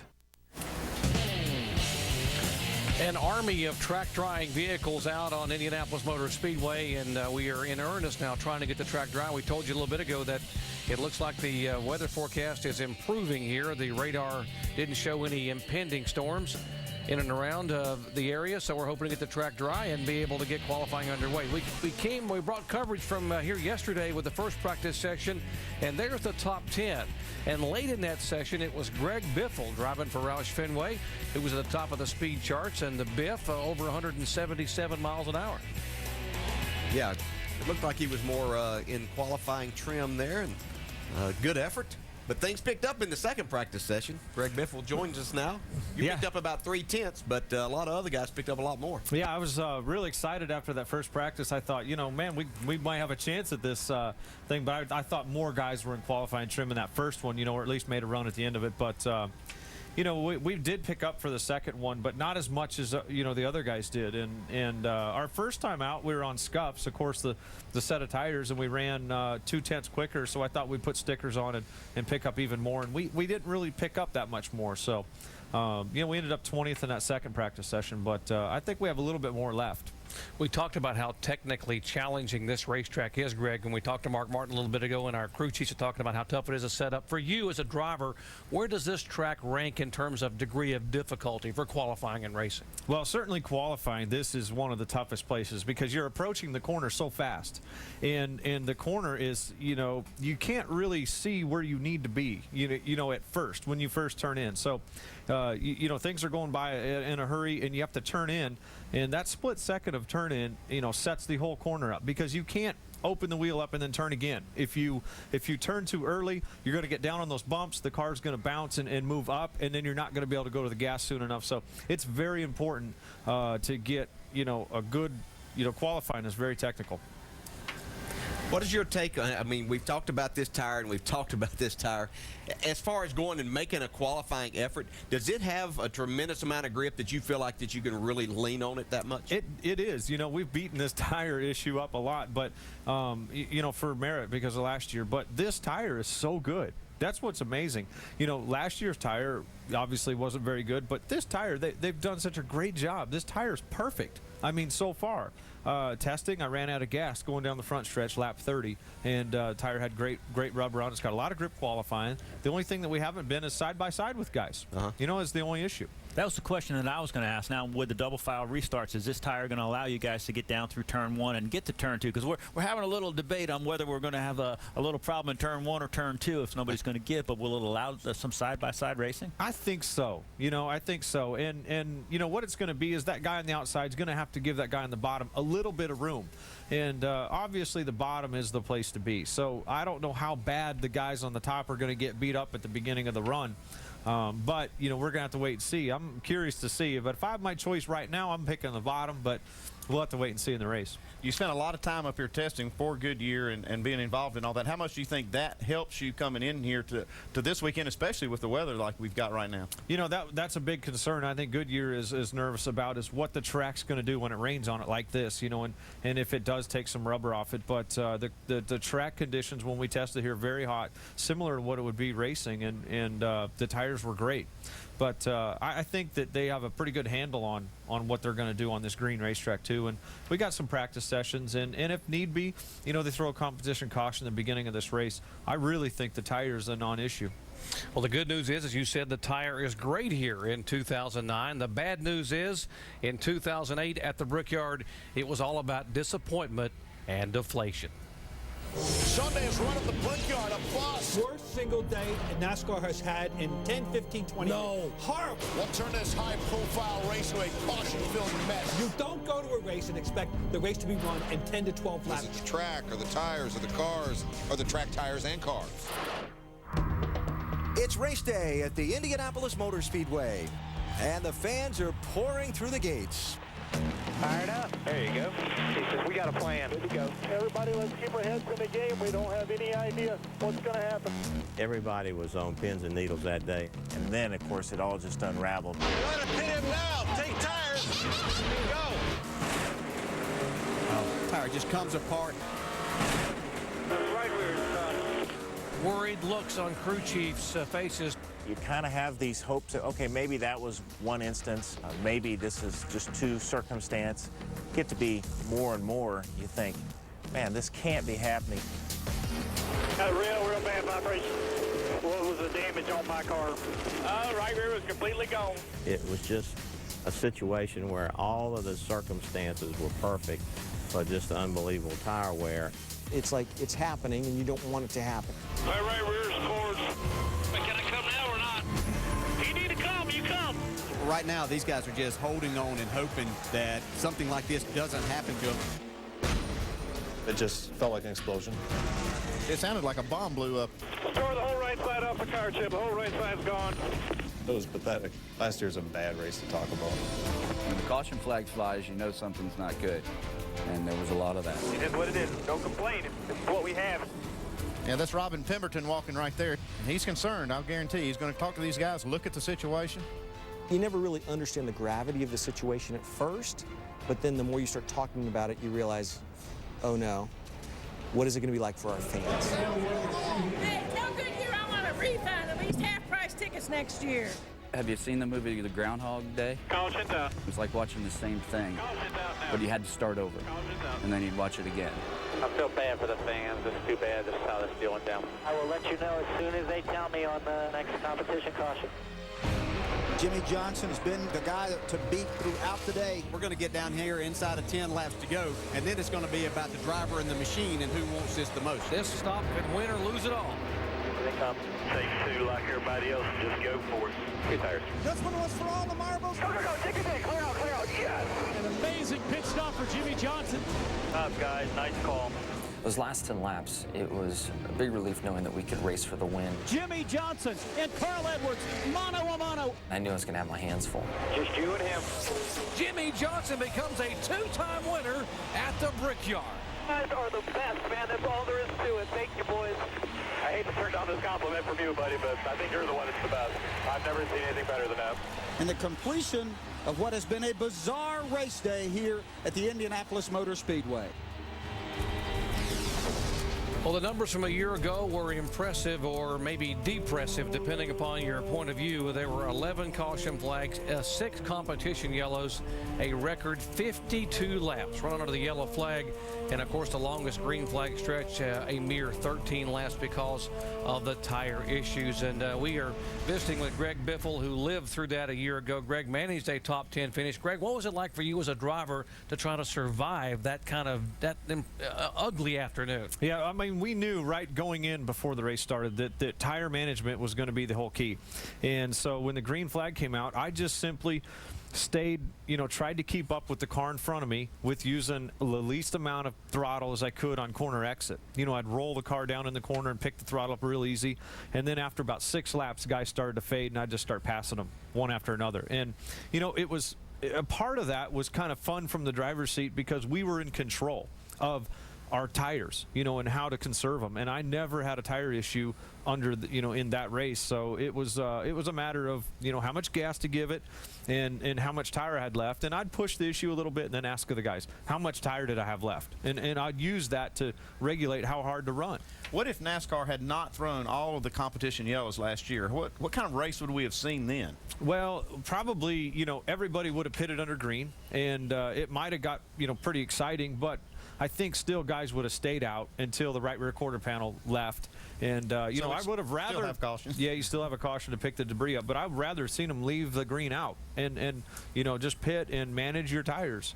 And, because we would have been able to go 15 or 16 laps, I think, for sure. I want to go forward to tomorrow and talking about something that you alluded to a while ago, these double file restarts. And I know drivers have differing opinions about how they like it and how they don't like that. But you talked about turn 1, the outside guy going to have to give the inside guy a little bit of room on that. As this race winds down tomorrow, though, that gap gets a lot less, doesn't it? And kind of opens up a lot of different scenarios. The guy in 3rd, 4th, 5th having an opportunity to get 3 and maybe 4 wide. Yeah, I mean, I think you're going to get 3 or 4 wide in that short shoot. But when that next corner comes, all bets are off. There's only so much asphalt to the concrete wall. And, yeah, I mean, what happens normally, a lot of the drivers that run it up front are conscious enough to know that if you run down on that guy getting in the corner at 200, there's a good possibility you're going to get him loose and you're going to take yourself out. Right. And you're going to be in the fence. So you got to be conscious of how much do I push this issue with this guy on the inside. And the guy on the inside is going to have to know, hey, I'm going to have to, leave myself a little extra grip there on speed. Because I know this guy's going to be down on top of me. So it's going to be a cat and mouse, like you said, exactly at that last run of the day. Our special guest here in the pit studio, Greg Biffle, who is standing by to qualify for his 7th Brickyard 400 as we are standing by to get the track dry and get qualifying underway. When we come back, we'll show you where Greg Biffle goes to get away when he needs to relax.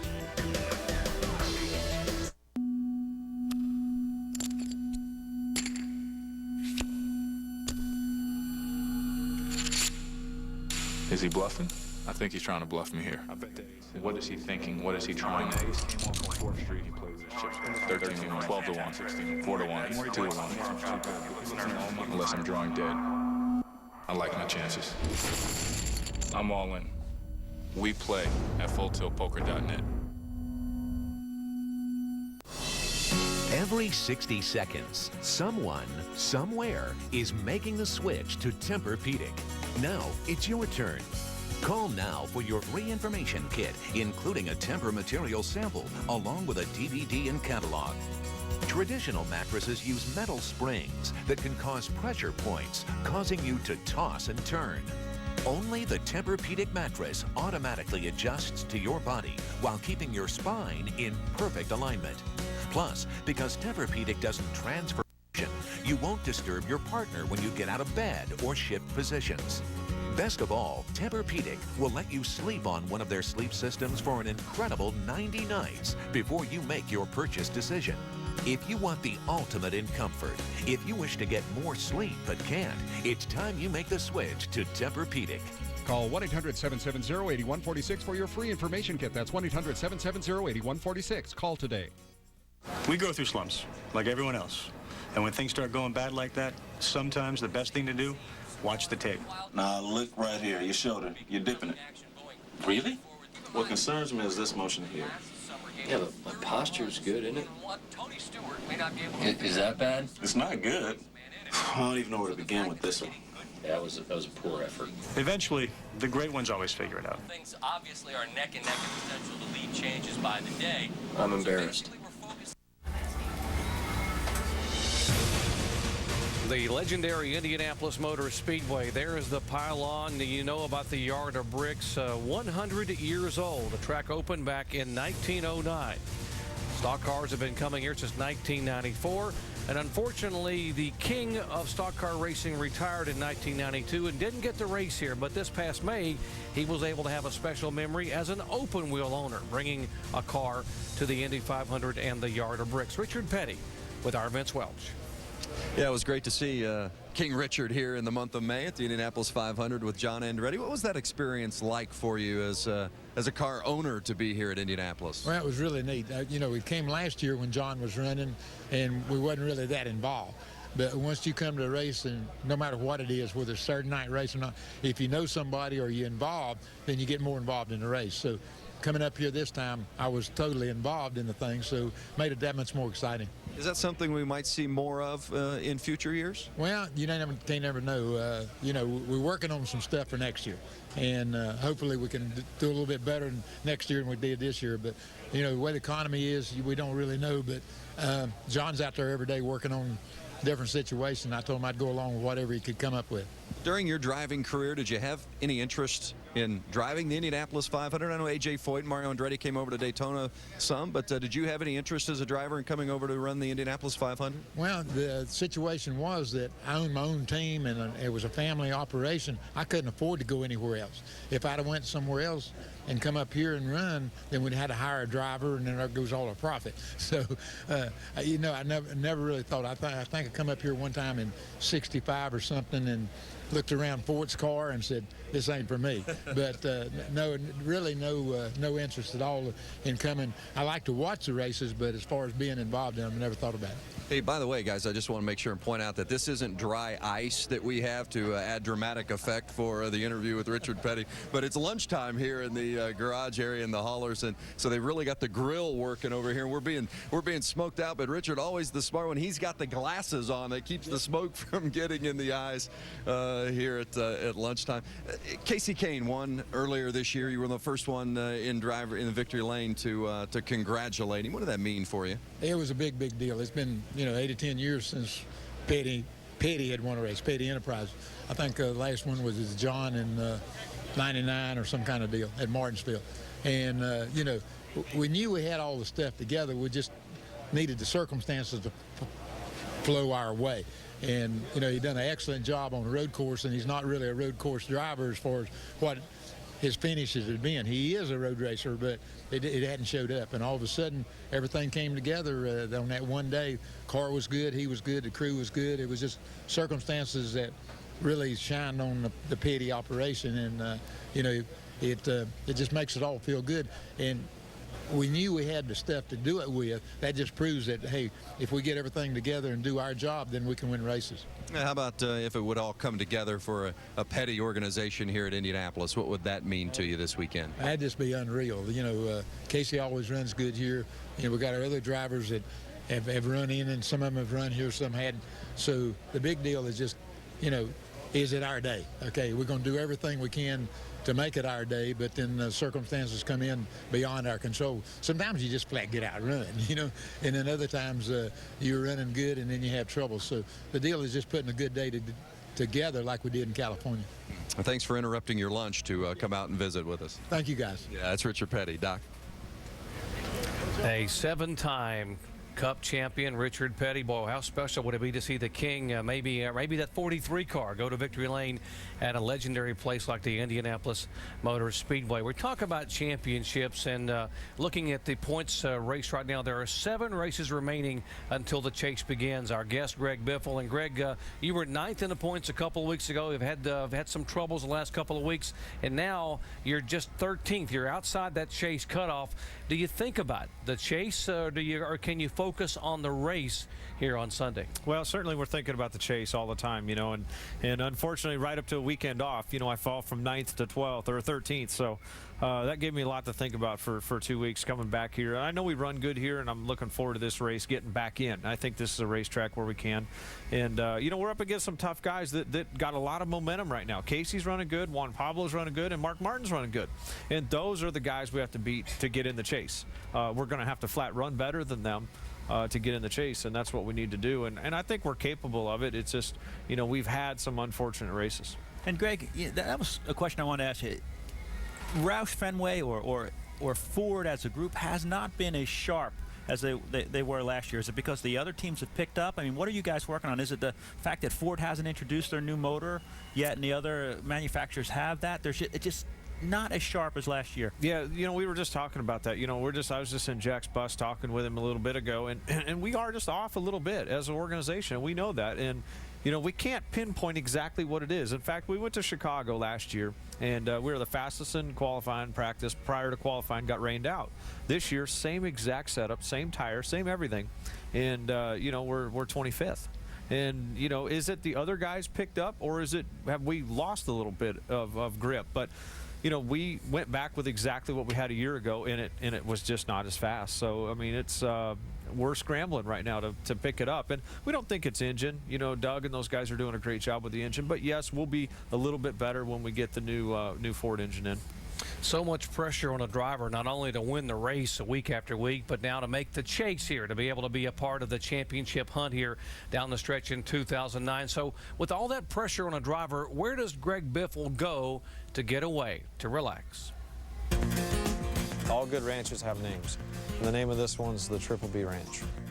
We're in what they call the South Mountains. This tract of land is 1,153 acres, mostly undeveloped, other than I've built a tremendous amount of trails, which I enjoy doing.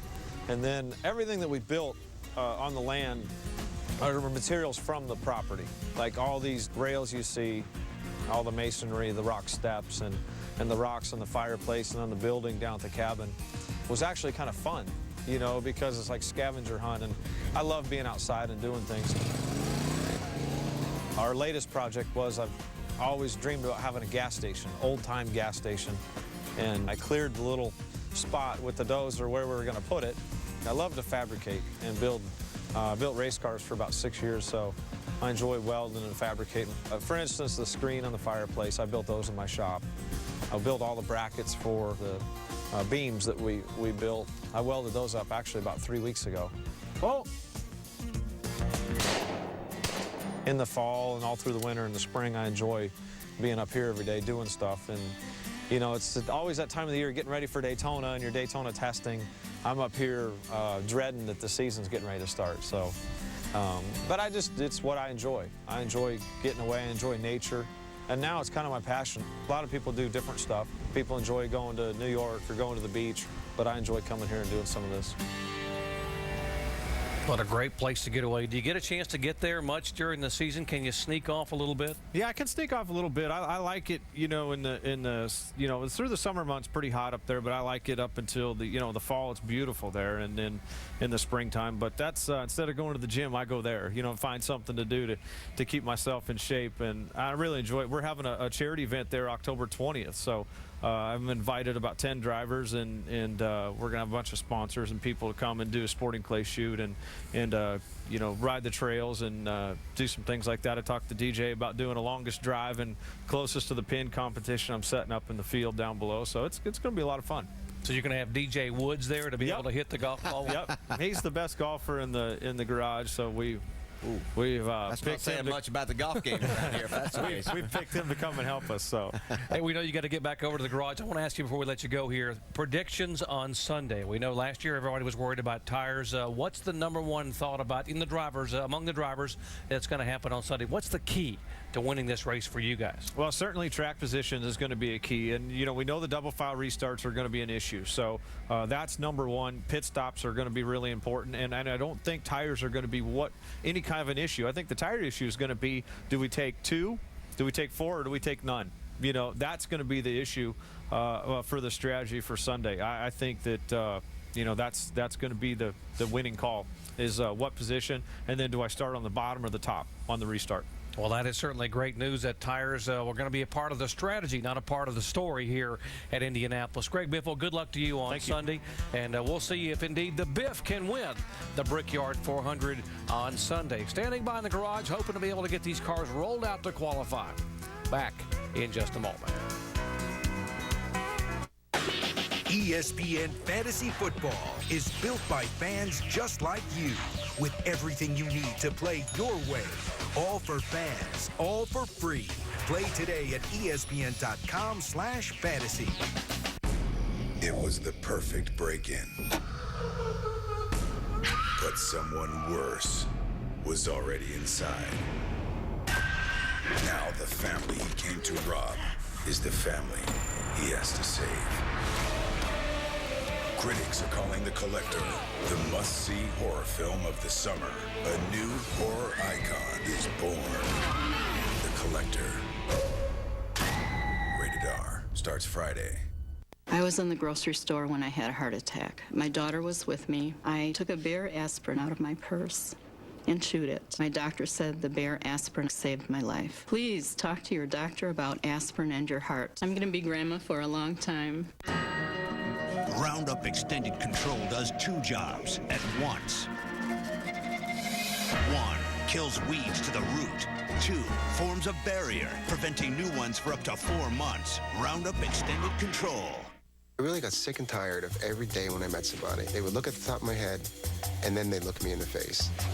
I think my hair looks better now than it did when I was in my 20s. Hey, some people are beautiful bald, but it wasn't for me. I feel great about myself now. I look the way I think I'm supposed to look. It was like a dream come true for me because I wanted my own hair back. The Bosley treatment's absolutely exceeded my expectations, no question about it. This is all me, so I'm thrilled. I finally enjoy getting a haircut. Now that I see the results, I wish I would have done it 4 or 5 years sooner. I'm really excited about having my hair back.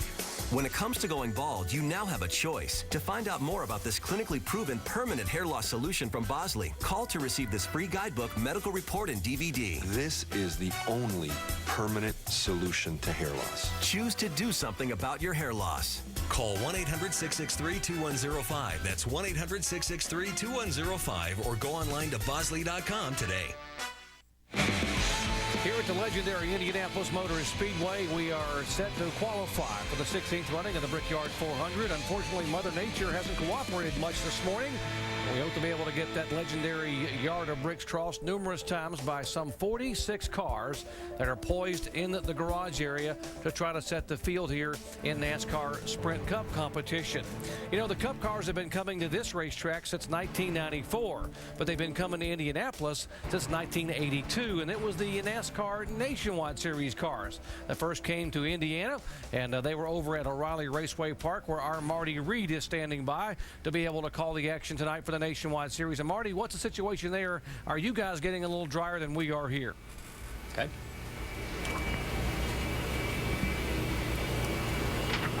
Okay.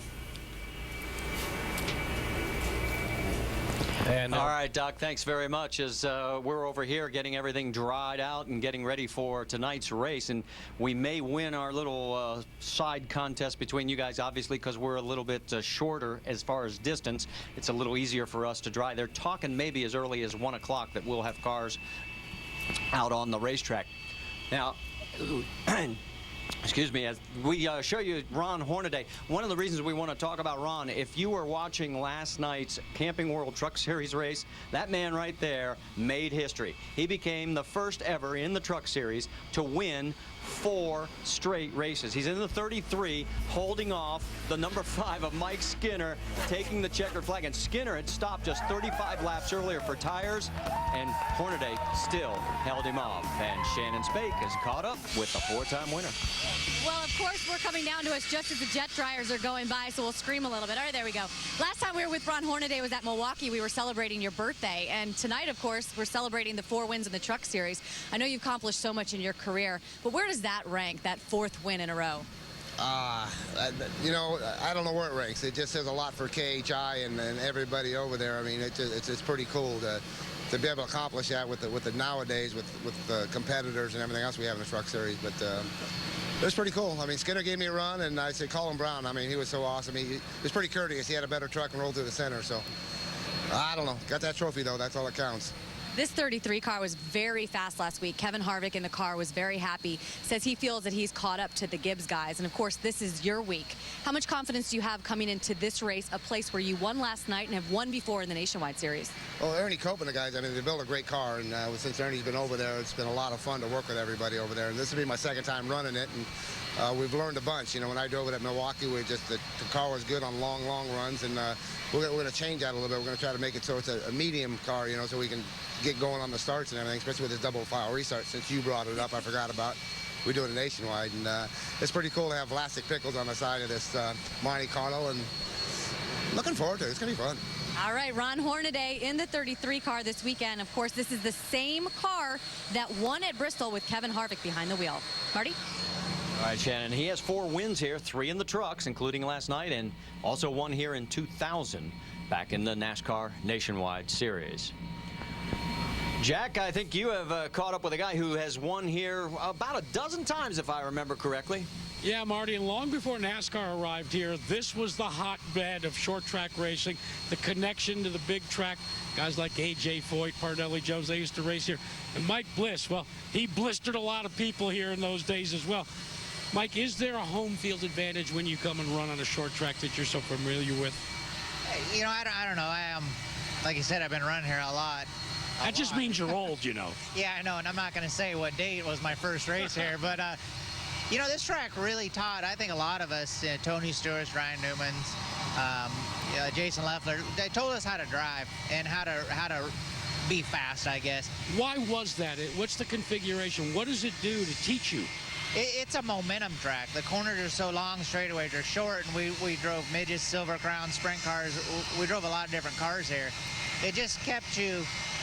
it taught you how to keep your momentum up through the middle of the corner, and I think it taught us a lot. And also in traffic, you know, we're always in traffic racing here, so everything happened fast here, but it taught me a lot about driving. We got double file restarts tonight in this race, a little bit different than you're used to in USAC, a little different certainly than you're used to in NASCAR. Have you thought a lot about it? Well, not till you just start talking about it. I was worried about last week. We really didn't have a problem last week, but we didn't have a lot of yellows. It's going to be tough. It makes it interesting, but all in all, I think I'd rather be starting side by side than single file. If you're running 10th, now you're running a 5th in line. And being on the outside here is probably a plus when it comes to that double file start. See, Marty, now that's a real short track racer. I'll tell you, last year, if you remember, he fell back to 31st and came back to finish 3rd. He knows how to get around this track. Let's take you on the Google map and show you where we're at from Indianapolis Motor Speedway. And then you move over to Claremont, and there we are at O'Reilly Raceway Park. It's about 10 miles. Now, let's talk about the size of this place, and you get an idea here. We're 5/8 of a mile, and of course the Brickyard is 2.5 miles. Here's the statistic that is really interesting.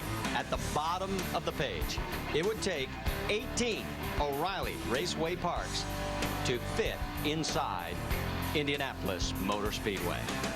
That's how big the big track really is. All right, let's bring in Rusty Wallace and Randy LaJoy. Talk a little bit more about short track racing.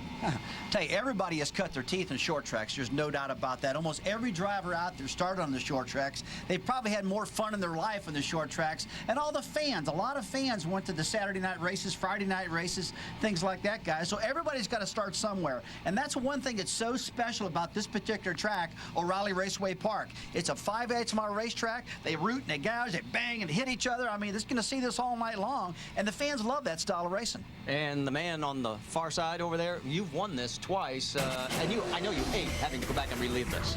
Anytime you relive a win, it's awesome. You know, won twice here. This is Indianapolis. This is a racing town. This is the racing town equivalent to Daytona Beach. And anytime you can win in Indianapolis, let me tell you something. Put your name in the book. You're the best here. You're on the papers the next day. And this is, you know, a racetrack we all grown up watching. Thursday night, the old Thursday night Thunder shows here made Jeff Gordon what he is. It plucked him out of here and brought him into there. So anytime you can win at a short track, but in Indianapolis, man, that's awesome. And he also went on to win the championship both those years. Get you an update on fishing. And did we catch anything besides a cold? I don't know. It looks it. There we go. Oh, it's makeshift and waiting for the bobber. Oh, yeah, we did catch something. There we go. Yeah. A fishing license, guys, is $9, or otherwise we'll see you in jail later tonight. All right, we're going to remind you that we have racing this evening here at O'Reilly Raceway Park. We get on the air at 7:30 Eastern with Countdown. 2 years ago, Jason Leffler picked up Toyota's first ever win here in the Nationwide Series, and he hasn't won since, and he's won here 7 times in his career. All right, Doc, we're going to send it back towards you, and we still got our little side action going. I think we may get on the track with cars before you guys do. What's at stake, by the way, dinner?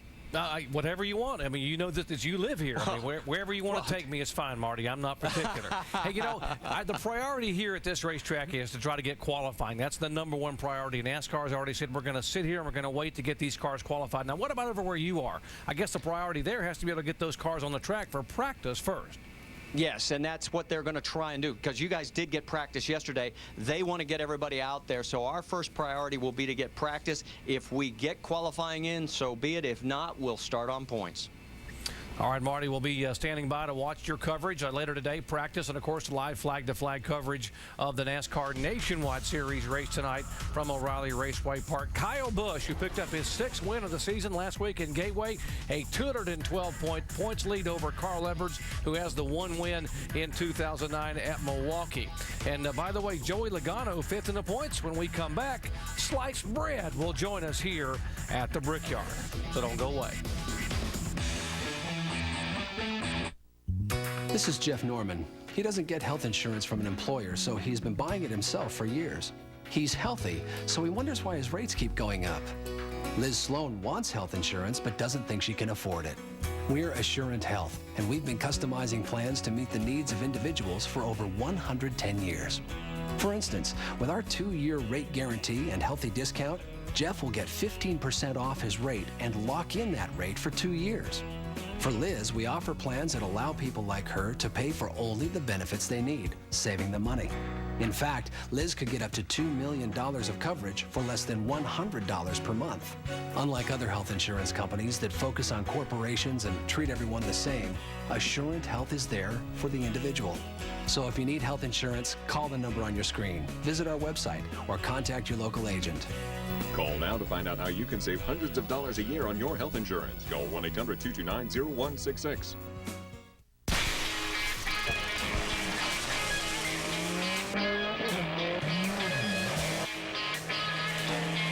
I set these firecrackers off over and over in my head. Because if I can manage to outmaneuver this course, sparks will fly. See original works of sport. X Games 15 coverage starts Thursday at 8 Eastern on ESPN. What your engine feels, you feel. And when it's running clean, you feel it. Which is why we developed full synthetic Pennzoil Platinum with active cleansing agents that clean out up to 46% of sludge in your first oil change and continue to clean in your next change. Pennzoil Platinum Motor Oil, our ultimate clean for your ultimate feeling. Not just oil, Pennzoil. You see them every day, filling their time with empty tasks and outmoded displays of masculinity. They're adult men, and each one is precious. Fortunately, there's help. Right now, there's boys like me ready to be matched.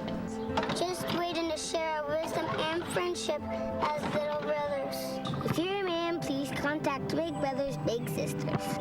It's not too late to help you. We are standing by at Indianapolis Motor Speedway, hoping to be able to get qualifying underway. And we keep telling you the radar looks good, and there are people now out walking around because the rains have moved away. Track is drying. It is a flat racetrack, and it takes a while to dry, but NASCAR is hopeful of getting qualifying in here later today. You know, just a couple of weeks ago, it was a rainy day, sort of like today, that turned into a landmark day for a very talented rookie named Logano. This is one of those kind of murky days. We're not going to have a whole lot of sunshine. Rain could be a factor. Is anybody going to play the weather game? Everybody's ready to race, man. I've never seen guys warm their tires up so much in my life. Everybody is expecting a little bit of rain. People are going to try to stay up front as much as possible here. There'll be a little rain coming probably at some point. We'll wait it out and hopefully be up front when it happens. Tony Stewart, Jeff Gordon about to lead the field to the green. They head down the front stretch and take the green flag. Gordon giving absolutely no ground on the top side of the racetrack. They take that top spot away from Stewart. You know, we're pretty damn good.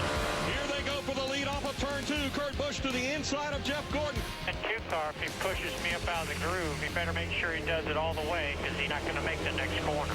Clouds starting to darken a little bit here. I know that's going to play into the mindset of these crew chiefs and these drivers. But I can't come off the corner to save my life. I'm just sideways. The racetrack's a little damp here. I mean, we got that light mist, so just hang in there. Trouble in turn 2. 2 cars tangling in the process. Joey Logano with a flat left rear tire brings out the caution flag. He just freaking, like, what the hell? Trouble! Martin Truex is trying to collect several cars. Don't normally see this kind of accident at New Hampshire Motor Speedway.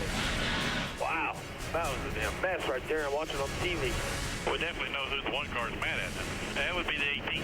Joey Logano got the lucky dog free pass under this caution. It's go time for all these drivers. Tony Stewart races to the inside of Jeff Gordon. Your new leader is Tony Stewart. You got rain coming on the way too, so just keep digging for everything you got. At some point, very, very soon, the leaders are going to have to make a green flag pit stop. 3, 2, 1, right here. 4 tires of gas, guys. Nice and smooth. That's only a couple of seconds that he got hung up on that right front, but that's 5 spots. Go, clear, clear, get it. Ryan Newman now is being shown as the race leader. About 14 laps till we pit. The rain's real close. 10-4, be safe fuel. You can do that. I don't know. I'd run like hell, old man. I'm out of fuel. I'm coming in. I'm out of fuel. Ryan Newman now on the pit road. He is going to surrender the lead. Joey Logano on point, begging for the upset. Save fuel for me. You got to save fuel. We're good for about 3 to 5 laps there. Stay in front of that too. The 20's going to have to pit. You'll be the leader. There's no way he's got much fuel in that thing. Caution's out. Caution is out. The rain is here. How many lucky dogs did you get today? Couple. Keep your fingers crossed. Say a prayer. Go spinning it out now. Racetrack's wet. You ain't kidding. NASCAR has declared the race official. Congratulations to Joey Logano, the youngest Sprint Cup winner ever.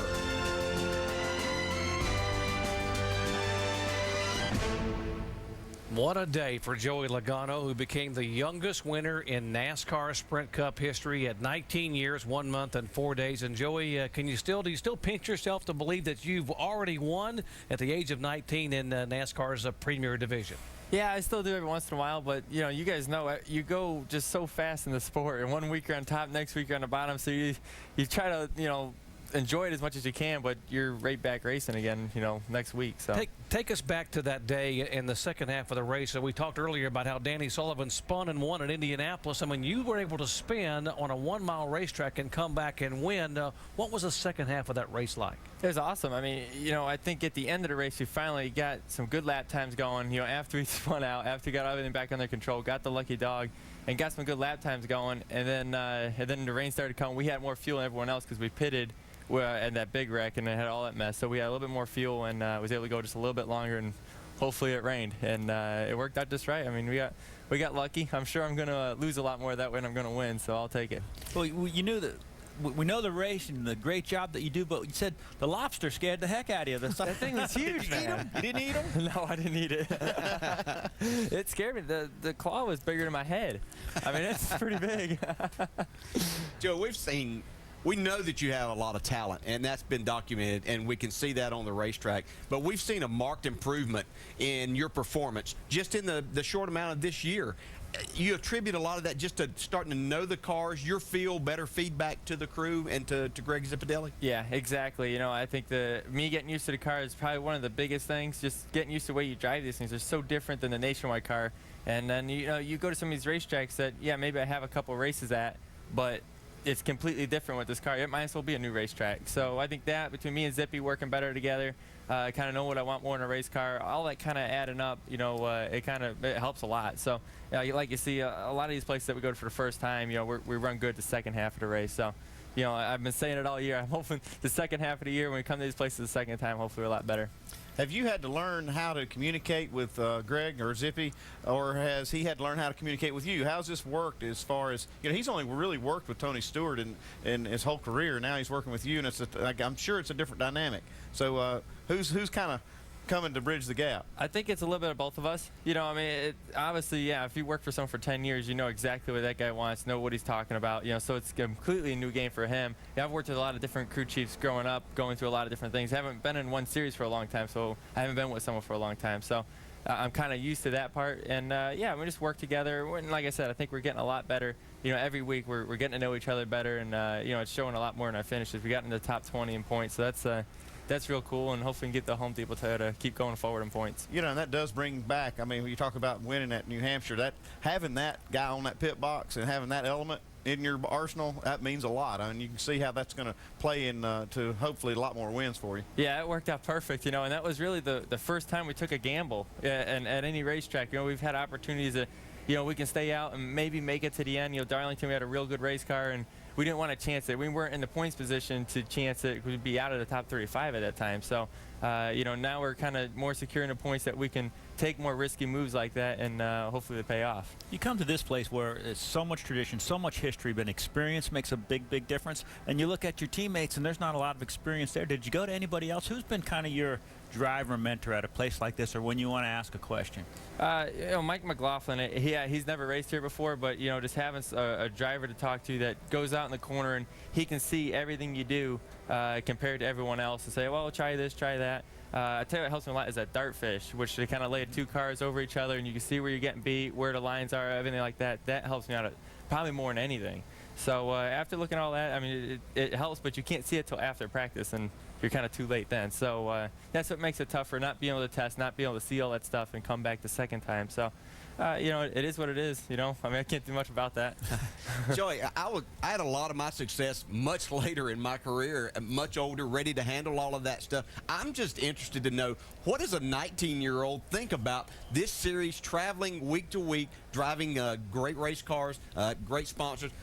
What is your mindset? What do you think about every week with this? I think it's awesome. You know, it's been my dream since I was little to do this, and to finally get here is so cool, especially racing here at Indy. You know, this is one of the coolest racetracks we go to, and it's just awesome to go around this place and seeing, you know, I mean, the grandstands on both sides, going down the straightaway, going over the bricks, and it's like, wow. You know, it's one of the coolest places I think I've ever been around. So it's fun, you know. But I mean, I think because I'm 19, I just kind of go with the flow with it all. I think I haven't had enough time to, you know, think, oh wow, you know, I'm just kind of go with it. Yeah, when Dale and I were 19, we were laying on a dirt floor garage trying to put together an old Nova so we could take it up to the short track and race it. So yeah, you're real lucky to have the opportunities that you've had. You make the most of it. Very fortunate. Yeah. Our guest is Joey Logano. When we come back, we'll talk with Joey about filling the shoes that he had to fill of Tony Stewart, a two-time Brickyard 400 winner, and we'll ask him about learning to drive a water truck at the age of 7 at his dad's business. The Brickyard means history, miles of traditions, and unforgettable legends. It means racing back to the bricks with fans on the left and on the right. It means having something to prove, having a story to tell. It means watching the best of the best of the best. It means greatness. The NASCAR Sprint Cup Series comes to ESPN with the Brickyard 400 tomorrow at 12:30. Telecast presented by Golden Corral. The Craftsman cordless C3 line. 25 tools, 1 battery. Bring on the to-do list. Innovation, better value. Craftsman, trust in your hands.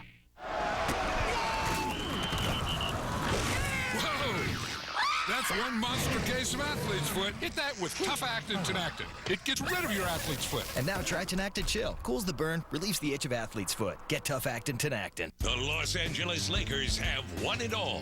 Celebrate with Sports Illustrated's exclusive championship package, featuring this must-have officially licensed DVD, The NBA Champions. Plus, this special hardcover commemorative book captures the Lakers' fantastic season and playoff run with SI's famous writing and photography. Go online to siorder.com or call now to get both free with a paid subscription. 56 issues for only $1.59 an issue.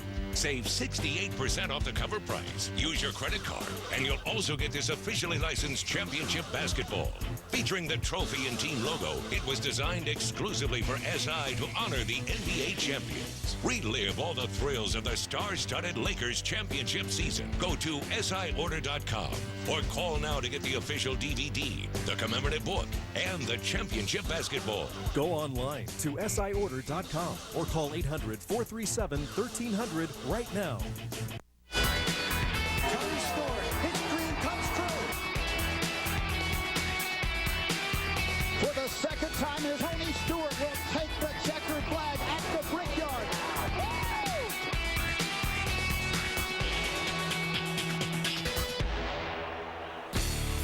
What a great history for Tony Stewart. Take a look at the career for Smoke there. 375 races, 35 wins. And by the way, 33 of those came with Joe Gibbs Racing, as did both of those NASCAR Sprint Cup championships. And that is the car he drove, the 20 car, for 10 years, earning over $65 million. And the guy who drives that car now, no pressure whatsoever on Joey Logano. Joey, talk about stepping into the shoes of someone who is becoming rapidly in this sport a legend, Tony Stewart. Yeah, it's definitely big shoes to fill for sure going in the season. But, you know, it's something you try not to think about it. You know, I mean, you got to focus on, you know, what's going to make you a better race car driver, what's going to make the Home Depot Toyota run better. And that's really all you can think about. That's all you got to do. But, you know, it's easier said than done.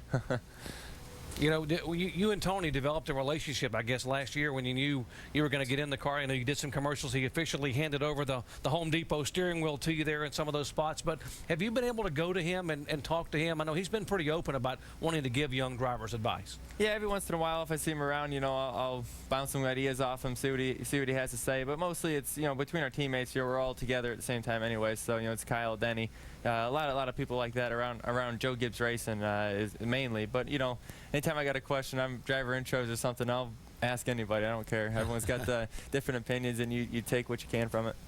And Joe Gibbs Racing, Joe Gibbs, J.D. Gibbs, do you get to spend a lot of time with the coach? I mean, he's so good at pulling people together, but helping you. Like, he's got so much experience. Does he help you to prepare for what this series is? The travel, you know, just the wear and tear that it puts on you. The media guys pulling you all the time. Hey, he was trying to warn me before everything started, and I was like, I'll be all right. But, you know, he was right. So, yeah, he's a great guy to work for. You know, I actually just started reading his book. He had a new book out, and, yeah, I read about 20 pages so far, and it seems really awesome. You know, just to be driving for a guy like that, it's an honor. You know, just, you know, you read this book and you read everything he's done. It's like, wow, I'm involved with this now. So that's pretty neat. Joey, you've been fortunate to have the talent to win and win a lot at every level that you've been at. Now you're at the Sprint Cup level, and the wins are going to obviously become a little more difficult to achieve. How does that affect your mindset in going into this and looking at how you are successful and how you're learning? Is it difficult to deal with now? Yeah, but I think I realized going into it that it's going to be tough. You know, I think the Nationwide Series, this series is completely different. I think the amount of drivers out there that can win a race it's unbelievable. Everyone out there can pretty much win a race at any given time. So, you know, knowing that going into it, yeah, it's going to be tough. It makes you work harder, though. It's actually more motivating knowing that to work harder to get these wins. It makes them that much sweeter when you get them. Do you and your crew chief, Zippy, do you hang out together, or is it just a business relationship? I know in my career that it seemed to really help to develop a personal relationship with my drivers, so where we had, you know, we can communicate better. Do you guys have that kind of relationship yet? Yeah, I think most driver and crew chief relationships have a friendship involved with that. I think our age difference is one thing that keeps us, you know, going out, hanging out. I can't do all that stuff. So yeah, I kind of had that with Harry Gant. It was the other way around. I was the kid, he was the old man, you know. Yeah, but, yeah, there is some of that. Yeah, but you know, we see each other all the time. You know, where he's at the shop, we go testing together. You know, you're with each other a lot, so you grow a friendship, you know, over the time. You know, we talked about the fact, we teased people at home and told them the fact that you actually learned to drive when you were 7 years old, and your dad, Tom, put you in a massive, I don't know how many 1,000-pound water truck at his business and just turned you loose. Tell us about that. Yeah, at his garbage company, had a gravel kind of parking lot, and all the dumpsters and trucks were parked there. So when the trucks went around, it got real dusty. So had to water it. And after school, I was always bored. I'm like, Pops, give me something to do, you know. And I had a little Civic, and I'd drive around and learn how to drive a stick shift and that. And then he's like, well, try driving this thing, and it's a big old water tanker. And I'm like, I'm 7 years old, I don't care. So I get in there with my orange soda, and I just start driving. And he let out the clutch for me. I couldn't let out the clutch. I couldn't reach the pedals. And he said, just go along. When it runs out of gas, just turn off the key, and it'll stop. I'm like, all right. So I couldn't stop, couldn't do anything. So I just kind of bombed around there for a day, and it stopped. So I don't know. That's just, it's fun, you know. It's the stuff I enjoy doing. I always wanted to drive stuff when I was little, so nothing's changed there. Well, from water truck to accomplished NASCAR driver, Joey Logano. Hey, by the way, congratulations on that win in New Hampshire, and good luck here on Sunday. All right, thanks, guys. Next time you get one of those lobsters, bring it in here and share them with us. All right. That's just an appetizer for Brad. Joey Logano leads the Rebestis Rookie of the Year standings, as you might expect, becoming the youngest winner in NASCAR history. There are the standings. Scott Speed, Max Pappas, by the way. We'll talk to Max about his interesting career here as a former IndyCar driver, and of course now running a part-time schedule in the NASCAR Sprint Cup Series.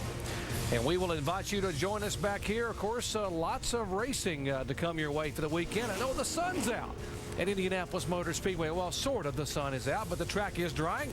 And we invite you to join us for live coverage on Sunday at 12:30 Eastern time. Get 20% more cash for your broken, unwanted, or mismatched gold jewelry. Cash for Gold, the largest volume consumer gold buyer in the USA, is on an extended buying spree. Prices are still at all-time highs, and we still can't keep up with demand. So we've raised our goal $100 million and extended our deadline. Now we're out to buy $200 million in gold by the end of summer, September 30th. Send us any unwanted, broken, or mismatched gold jewelry right now. Call for a free prepaid envelope. Fill it with the items you want to sell, send it to our secure processing center, and get ready to count your cash. And to meet our new $200 million goal, we've increased our cash payout by 20%. Cash for Gold owns its own refinery. There's no middleman, just more cash for you. And now we're paying even 20% more cash. Call before the gold rush ends September 30th.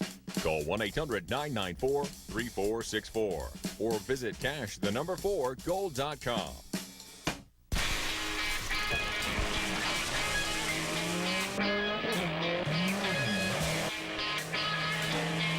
I set these firecrackers off over and over in my head.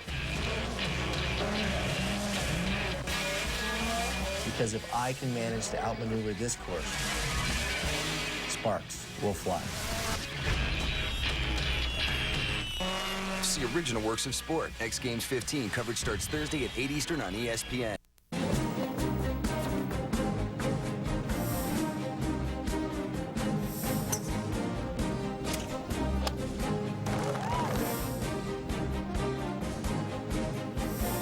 Get ready as San Francisco welcomes the best golfers in the world for exciting team competition at historic Harding Park. Call now for tickets and corporate opportunities at the 2009 President's Cup. Doctor, you're the only man that can save him. I know. Oh, cut! I'm sorry. I've got soccer practice, grocery shopping, and book club. Let's pick this up in 5 or 6 hours. Yep, no problem. Good job. So what do you think, Thai food for lunch? Watch TV on your time when you upgrade to an HD DVR from Comcast. Record, save, and playback movies, shows, and more. Plus pause and rewind live TV in stunning HD. Add an HD DVR for a low monthly price. Call 1-800-COMCAST. Despite the overcast skies, it looks like we are starting to see some gray in the racetrack there on the inside, and they are continuing to try to dry the racetrack here at Indianapolis Motor Speedway. The problem is this is a very large facility, 2.5 miles around this massive century-old track. But across town, about 6 miles as the crow flies, the guys are standing by at O'Reilly Raceway Park to get that track dry and maybe get some NASCAR nationwide action underway. Let's go over and check in with Marty Reed. All right, thanks, Doc. And yes, we are making good progress. I may be getting dinner from you yet tonight, but we'll worry about that a little bit later. Let's talk about some of the guys who have really done well over here at O'Reilly Raceway Park. And you're looking at one, Jason Leffler. He has 7 wins here, and one of those came just 2 years ago. Take a look, as his one and only Nationwide Series win here at O'Reilly Raceway Park came 2 years ago in '07. In fact, it was the very first win for Toyota in the NASCAR Nationwide Series. And there he is in the 38 Great Clips and taking the checkered flag. And it was one of those big days, but he has not won since, and he's with Jackaroo. I want to go back, Jason, and talk a little bit about that historic win, because it could lead us to what it might take to win here tonight. You pitted early on that last sequence and had pretty fresh Goodyear, so I think we called him Dr. Feelgoods that night. Yeah, we did. Todd Losey at the time was crew chief, and we pitted early, and it paid off. You know, we had a good car all night long, and we're able to just pull it off. It was good. It was a good, hardcore short track race, and got together with Rudiman and beat each other up a little bit, and then was able to get around Biffle. And Biffle was running the top, I was running on the bottom, and it worked out good. But since then, we've been trying to get back to victory lane, and Scott Zipadelli, my new crew chief, and everybody here doing a great job. We've had strong race cars, and we had a strong car last week in a Gateway, just had a little mechanical problem there, and it cost us a top 3 for sure. So we think we can get back. Rusty Wallace was talking earlier about the fact that when you come to a place like O'Reilly Raceway Park, you have to muscle the car. You have to use it as a weapon, so to speak. How much can you use up before you got nothing left? Oh, you can use it up here, and when you pass somebody, you just got to get it done, but you can't ding your fenders up too bad, you know. And but when you do pass somebody, you gotta use them up pretty good. So otherwise, you'll just wear your tires out running underneath them, and it's the old IRP slide job, you know. And we got to do it a few times the other night in the midget when I could get a good enough corner in that thing. But I tried other places, and it works pretty good too. But that's one thing it's taught us. All us guys that raced here a long time, I think when you get passes, you got to make them done and get them done quick. Well, Jason, you're going to be our in-race reporter tonight, so you're going to have to put up with Rusty and also put up with Randy LaJoy in your headset. And the fans are going to be able to ask some questions by going to ESPN.com. Log on and search Ask the Drivers. So we're going to use you up tonight as well. That's perfect. I'm ready. Marty? All right, I love the confidence. He's got the sunglasses on. I haven't seen the sun yet, but it's coming, hopefully. Hey, there's young Michael Annett. We've talked about this as being one of the opportunity races. We only have 4 Cup regulars coming over and doing double duty. Let's meet this young man and give you an idea of what he's all about. Hi, I'm Michael Annett. Most people probably wouldn't know that I used to be a professional hockey player growing up, or living my life on a pair of ice skates just because my mom was going to let me race. We went to the national championship and played against Sidney Crosby. I was never very good at scoring goals, so I just started taking people out. I'd usually be the slasher, the tripper, but you know, I usually start the fights and then have a bigger guy come in and bail me out. You know, I was at a racetrack when I was about 3 days old. We scheduled a C-section so we could be at the racetrack Saturday night. I think that's where I got, you know, my love for the sport. Well, I'm down here with Michael Annett, who I think we need to start calling you the Bruiser. What do you think about that? A bruiser whose mom is pretty dedicated to schedule your birth around racing schedule. So my question is, how did you even get into hockey if racing has been your whole life? Yeah, like you said, you know, I was at the racetrack the first weekend I was born. They actually scheduled the C-section early in the week to make sure everybody could be at Knoxville Raceway, about 10 minutes from my hometown. But you know, just my parents kind of just decided they wanted to take a different path and get out of the racing business altogether. And you know, had some buddies at the time that were playing hockey, and you know, I think I spent from when I was 5 to about 18 traveling up and down the Midwest with my mom, going to all kinds of different hockey tournaments. If it was in Illinois or Minnesota, Nebraska, just all over the place. And you know, it's kind of funny. We've all come back, the whole family's come back to racing. Kind of, it seems like that's what was in our blood, and it's just pretty cool that, you know, growing up I was able to do both and kind of see a different sport that maybe some other kids haven't. Well, let's talk about this race in particular. You're coming off one of your best finishes last week at Gateway. How would you assess the season so far and your growth in this series? You know, I think everybody on our team's just a little bit disappointed the way it started. We had some really bad luck early on and kind of put us behind the 8 ball in the beginning, but these past couple months, I've just seen a huge change in all the guys. Our cars are getting, you know, a lot better just from, you know, especially a short track program where we felt we were struggling a little bit. You know, to run as well as we did last week in Gateway says a lot for the guys and what they've been doing, you know, back home in Mooresville in the shop and everything we accomplish each weekend. Well, you said back home in Mooresville, but you're actually from Des Moines, Iowa. Next week, we go to that area for the nationwide race. What do you think that's going to be like for you going home and racing in this series, one of the highest series out here?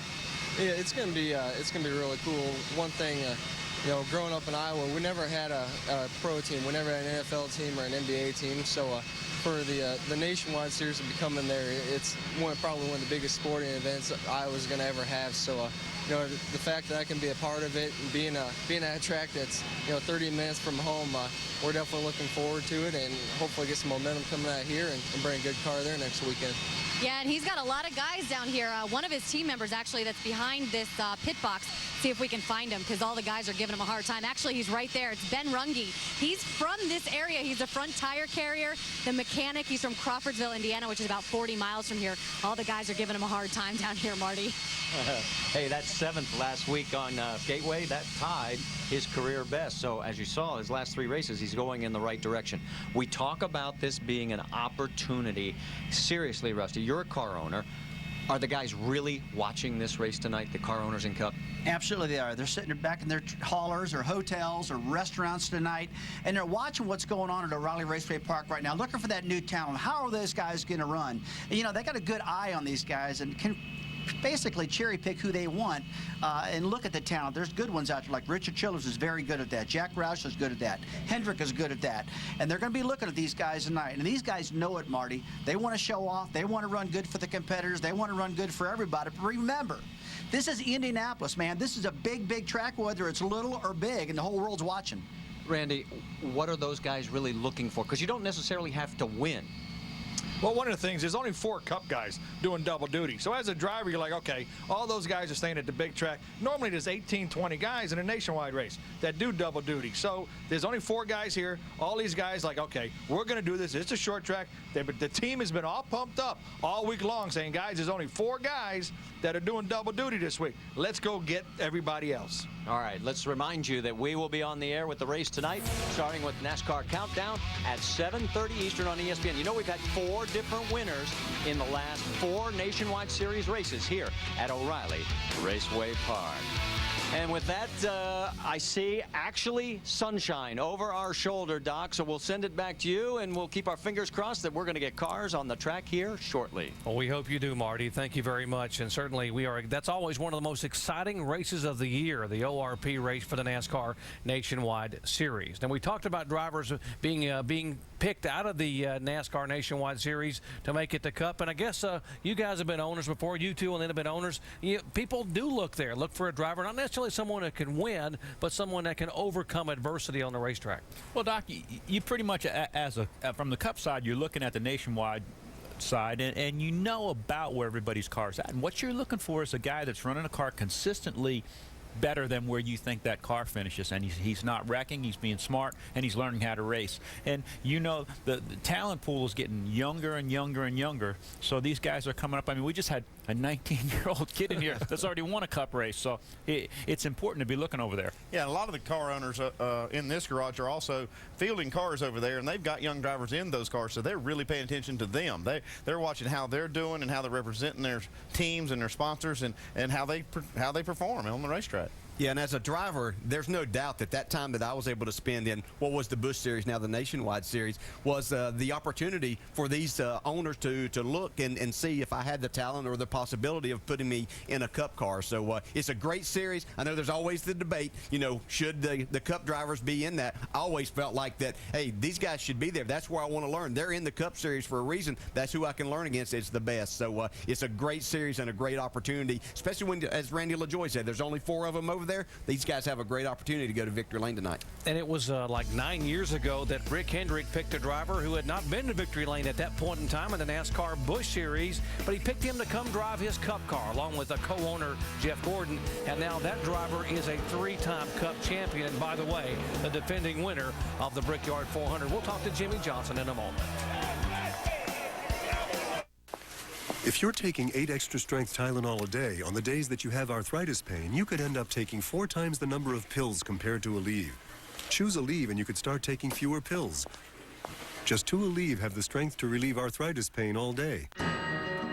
Roundup Extended Control does 2 jobs at once. 1. Kills weeds to the root. 2.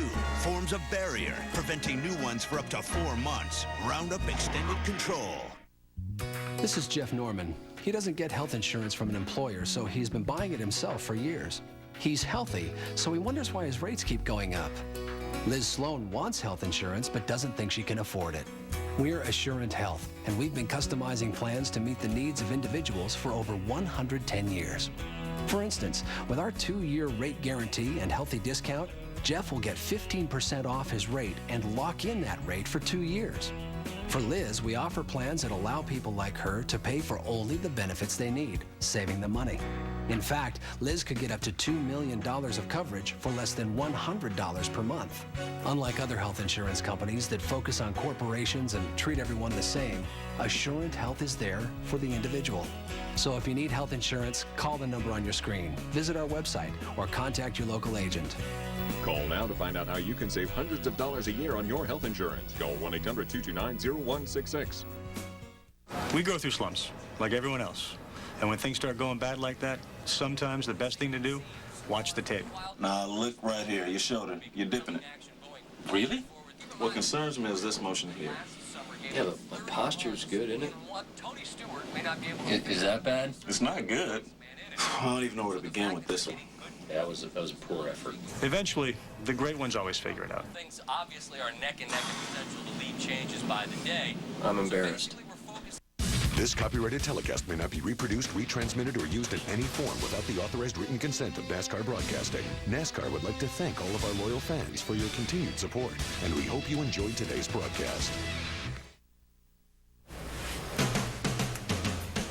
The Indianapolis Motor Speedway, it is pole day for the NASCAR Sprint Cup cars. 46 cars standing by to see who's going to become the latest pole winner here in NASCAR competition. There is the Brickyard Crossing Golf Course, a championship course. Most of the holes are outside the racetrack, but a few are in. Now, yesterday, it was a much nicer day here, so a couple of NASCAR champions got together to spend a little time on the golf course. Let's hit a few golf balls. Hey, you look at the driving range kind of like the straightaway, just kind of wide open and full bore? Full bore, I'm not sure it's as wide open as I would like it to be. We get all these trees out of the way, I'd be in good shape. All right, let's see the swing. Golf to me is about having fun with friends, not about a low score. Oh, it's airborne. Sweet. We're done. You drive a race car 200 miles an hour, and then a round of golf is going to take somewhere between 3.5 and 4 hours. You know, what are the parallels there? What do you get out of it? I wish it'd be 5 or 6 hours. Thank God, right? I mean, you just get to turn the phone off, hang out with some friends. It helps me get rid of, the tension from the race and all that kind of stuff. Show off. Yeah. You look like a professional here. Yeah. Caddy's what I need to be doing. That's quite a few. But long and straight doesn't work here? And great putting? Are you kidding me? That works. First putt. I'm glad the tape is rolling. Hey, it's always nice to be lucky. That's no a nice way. stroke. I'll take that. Yeah. I'll take that. Are you the man to beat for the Brickyard 400? I feel like I am. I really do feel like I am. We had such a dominant car last year. Granted, we're on a new tire and stuff, but I really feel like we're gonna be the guys. Isn't it hard to believe that the guys who make a living by being in a hurry on Sunday can just relax and spend 3.5 hours or whatever on the golf course? It is a good time to get away, and as Jimmy said, he uses it for, just to get away, to have a good time with his friends. His golf game has improved a lot. I saw him down at Charlotte at the tournament. He played in the Pro-Am with Anthony Kim. Said he got a lot of good advice there, but it is a way to get away. He's a great guy, great interview. We had a lot more stuff. Obviously, don't have time to show all that. One question that I did ask Jimmy was about his maybe not getting the recognition and everything that he deserves, being a 3-time champion here. He had a great answer to that. He appreciates what he does get. He appreciates everything that people have afforded him here, and he is just a really, really solid champion for our sport. I'm a huge Jimmy Johnson fan. Yeah, if me you can't too. tell. Me too. Did you lower his golf score any? Did you give him any tips? He doesn't want any tips from me. Yeah. Well, I'll tell you, you could give him tips. I don't understand how you play that game in 3.5 hours. It takes me 5 or 6 when I go.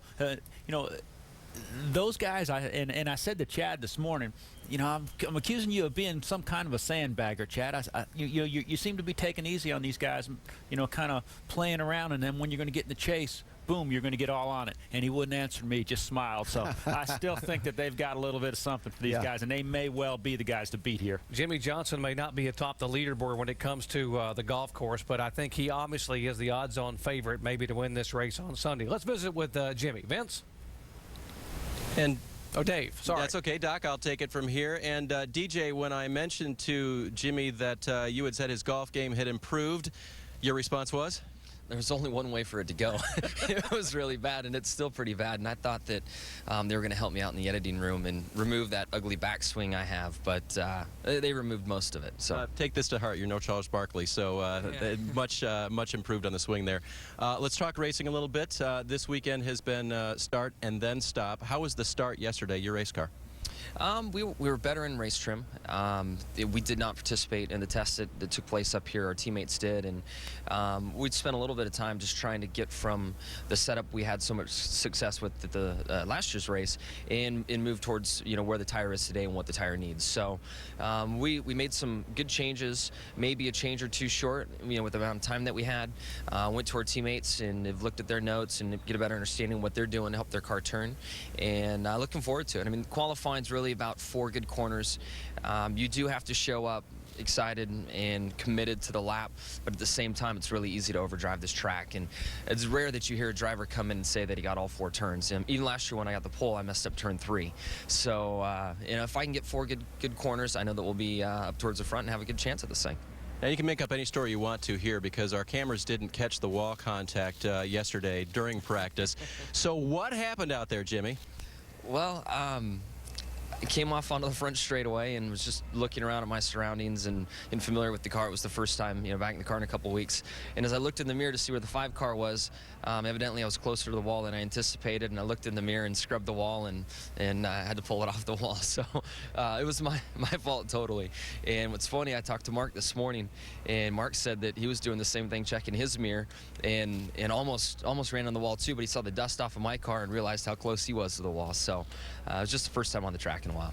A lot going on in those race cars for these guys. One of the things that Jimmy was involved in with his golf game with DJ a couple days ago was to announce that his golf tournament is coming up again this year. And in anticipation of that and other things that you do with the Jimmy Johnson Foundation, your steering wheel this weekend, this is a replica, but the steering wheel on the car will be auctioned off after you're done with it in the 400. So you need to put a good number up to really up the ante for the foundation, don't you? I do. We're coming into a fun part of the year for the foundation, and our fundraisers are coming up, and a lot of neat things are taking place. So with all that, the steering wheel is in the race car, and I used it yesterday. And if you go to the Jimmy Johnson Foundation website, I think it's jimmyjohnsonfoundation.org, you can go on there and see all the great things that we're doing, and also have a shot at winning the steering wheel that I use. All right, the 3-time champ hoping to be a 3-time Brickyard winner after Sunday. Guys? Dave, thank you very much. It has been feast or famine for Jimmy Johnson here at Indianapolis Motor Speedway. We mentioned he won from the pole a year ago, won back in 2006, but He has had DNFs in 3 of his last 5 trips here. Ouch. He doesn't want to see that, but obviously he could also become the first driver to ever win this race in back-to-back years in 2009. Now, we're getting some updates on NASCAR, and the updates are good. They're telling us that they're going to have the cars on the racetrack here at 2 o'clock to qualify, the NASCAR Sprint Cup cars. And even earlier at ORP, they're going to have NASCAR Nationwide cars on the racetrack there for practice at 1:15 p.m. Eastern Time. So stay tuned, folks. Race cars coming your way.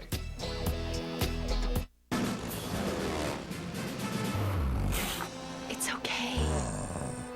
Ugh, if only he were more evolved. Then he'd switch from cable to DirecTV and get 5 months of their best TV package for free. Yes, for free. Maybe if he had DirecTV, he wouldn't sit around staring at me 24/7. To get 5 months free, call 1-800-DIRECTV. When your engine's running clean, you feel it. And Pennzoil Platinum Motor Oil cleans out up to 46% of sludge in your first oil change and continues to clean in your next change. Feel our ultimate clean. Not just oil, Pennzoil. Well, I was shopping for a new car. Which one's me? A cool convertible or an SUV? Too bad I didn't know my credit was whack, cause now I'm driving off the lot in a used subcompact. F-R-E-E, that spells free. Creditreport.com, baby. Saw their ads on my TV. Thought about going but was too lazy. Now instead of looking fly and rolling fat, my legs are sticking to the vinyl and my posse's getting laughed at. F-R-E-E, that spells free. Creditreport.com, baby. Offer applies with enrollment and triple advantage. Undefeated professional boxer Floyd Money Mayweather has the fastest hands boxing has ever seen. So I've come to this ring to see who's faster on the internet. I'll be using the 3G AT&T Laptop Connect card. He won't. So I can browse the web faster, email business plans faster, all on the go. I'm Bill Curtis, and I'm faster than Floyd Mayweather. Switch to the nation's fastest 3G network and get the AT&T Laptop Connect card for free. Introducing One-A-Day Energy Advantage 2.0, the first complete multivitamin in an energizing drink mix with more B vitamins and a guarana blend to support energy and alertness. One-A-Day Energy Advantage 2.0, refreshingly healthy. Back at the Indianapolis Motor Speedway, track drying really starting to have an effect here. The track getting drier and drier, and NASCAR is saying that around 2 o'clock, we hope to be able to maybe get qualifying underway here. And even earlier than that, 1:15, the Nationwide car should be on the track at O'Reilly Raceway Park. While the track crews work to get the track dry, we showed you earlier that a lot of the crews themselves work out to get in shape to be able to do what they do over the wall. Vince. Well, it's interesting to see how different people kill time during a rain delay, and Michael Waltrip certainly getting in a good workout here in his motor coach. You don't need a lot of room to get in a workout, and he is certainly, I can attest to the fact that for the last 23 minutes has been going very hard. With his trainer, Giovanna Leches, who is a 3-time world champion in aerobics. And what's the goal, as you've been working with Michael since a little after the first of the year, what's the goal with him as a driver and the team as a crew to improve their performance? I try to work for better resistance and tone and strength. We do a lot of exercise for Michael for the core. And for pit crew, a lot of exercise for fast and quickly, and strength too, because they need strength when they do the job. Sorry for my English. And for now, my goal is for Michael. I want he lose another weight, not too much, and keep strong. Keep strength, because in 5 months he lost 25 pounds, but he now he's really strong. Respect in January What's been the biggest change you've seen in him? You mentioned the 25 pounds. How have you seen the strength change in the different workouts that you've worked with him? Oh, because when he start with no too high weights, and now he can do a bench press with a lot of weights. And he start 5 minutes abs, and now he can do 25 minutes abs, 30 minutes abs, and resistance is really good. I'm really happy. It's impressive. Yeah, I can tell you guys, I can attest that he's been going hard for 25 minutes of exercise after exercise after exercise. And Michael joked earlier, he said he's a 1-pack now. He's working his way up to a 6-pack. Michael, what's the biggest advantage you've felt in the race car since you've started the workouts? Just fresh at the end of the race, you know, ready to go, run my fast laps at the end. That's the goal. I run marathons, and they gave me confidence. They gave me confidence that people might outrun me, but they would never outlast me. And the same way with Gio and the workout she puts me through. It's more rounded, though. This is the way a guy has to do it as he gets a little bit older. Just take care of your whole body. Before running, maybe abused my body more than I realized. And this is patching it back up, I hope. Yeah, you can see the sweat pouring, guys, and we'll let him get his heart rate back up. And we're about 60 minutes away, we hope, from qualifying. And as Michael Waltrip continues his workout, I'll throw it back to Doc. Thank you, Vince. That is impressive, and boy, how things have changed over the years. I remember early years, you would never see drivers attempt to work out other than maybe lifting a beverage every now and then. But nowadays, diet, exercise, that's a main part of what you do. Yeah, it really is. You know, it used to be it wasn't that important because you weren't really racing against anybody else that was working out and doing anything. So it's a huge advantage if you can do that. You know, we worked extremely hard on these cars. You guys as crew chiefs know how much you work and the change that you make to make a 1/10 of a second difference. Well, I found out in the late 90s, started working a little harder, that if I could be a 1/10 better at the end of a race, it would make a huge difference. So now you're racing against guys, you know, 15, maybe 20 of them that are really working hard at this. Yeah, and it does make a huge difference. And anything that you do to stay in better shape, it makes you better at everything you do. Not just, I mean, you think driving a race car is not an athletic exercise. It is. I've driven these cars, and I can tell you, drivers don't really give it, when you talk to them, they don't tell you just how bad it is. It's very, very physical to drive these cars for long distances. The G-forces are incredible. Anything you can do in the gym is going to help that performance in anything they can do. And the physical training in any sport, you know, you look at the Olympics, the times keep getting faster. They run faster, they jump higher, they jump further. That's all the human body. The same with the pit crews. We've got the same equipment we've been using, yet the pit stops keep getting faster and faster and faster, and that's people. And with driving the race car, these guys started to work out and got better and better and better. I can remember DJ when he won his championship in '99. I used to see him in the MR workout trailer all the time. And when you're better, when you're in better physical condition, Michael said a key word about confidence. It gives you confidence, but it also allows you to have your focus because you're not fatigued at the end of the race. Yeah. So physical fitness translates to mental fitness inside the race car, how sharp you are physically and mentally at the end of 500 miles. Now, let me explain what's going on with NASCAR. They're in a bit of a quandary here because they want to be able to get this track dry and get qualifying started by 2 o'clock because of the length of time it takes to qualify here. They want to have time after qualifying to let everyone change the cars over and get a happy hour final practice session, which they say is very important for these guys to get back on the racetrack in race trim for Sunday. Now, if they cannot get the track dry in time to get qualifying underway by 2 o'clock, what they may consider doing is not qualifying, but telling the guys, go ahead and switch the cars over now. We'll get the track dry, and we'll have a happy hour practice session. So stay tuned. They are trying to get it dry, but they've got to make some decisions here around 2 o'clock as to whether they go out to qualify or they go ahead and scrap qualifying and go out there with happy hour. And it is not a happy time right now for Michael Waltrip because he is still working out. Good for you, Michael. Trying to stay physically fit so he can be there at the end of the day. Remember when I got my nationwide insurance policy? Sure do. You were only 16. The Earnhardt family has had nationwide insurance for more than 30 years because they give me an on-your-side review. That gets me the coverage that I need at the right price for me. Now that's on your side. Call 1-866-500-5555. Or your local agent. And get a quote today.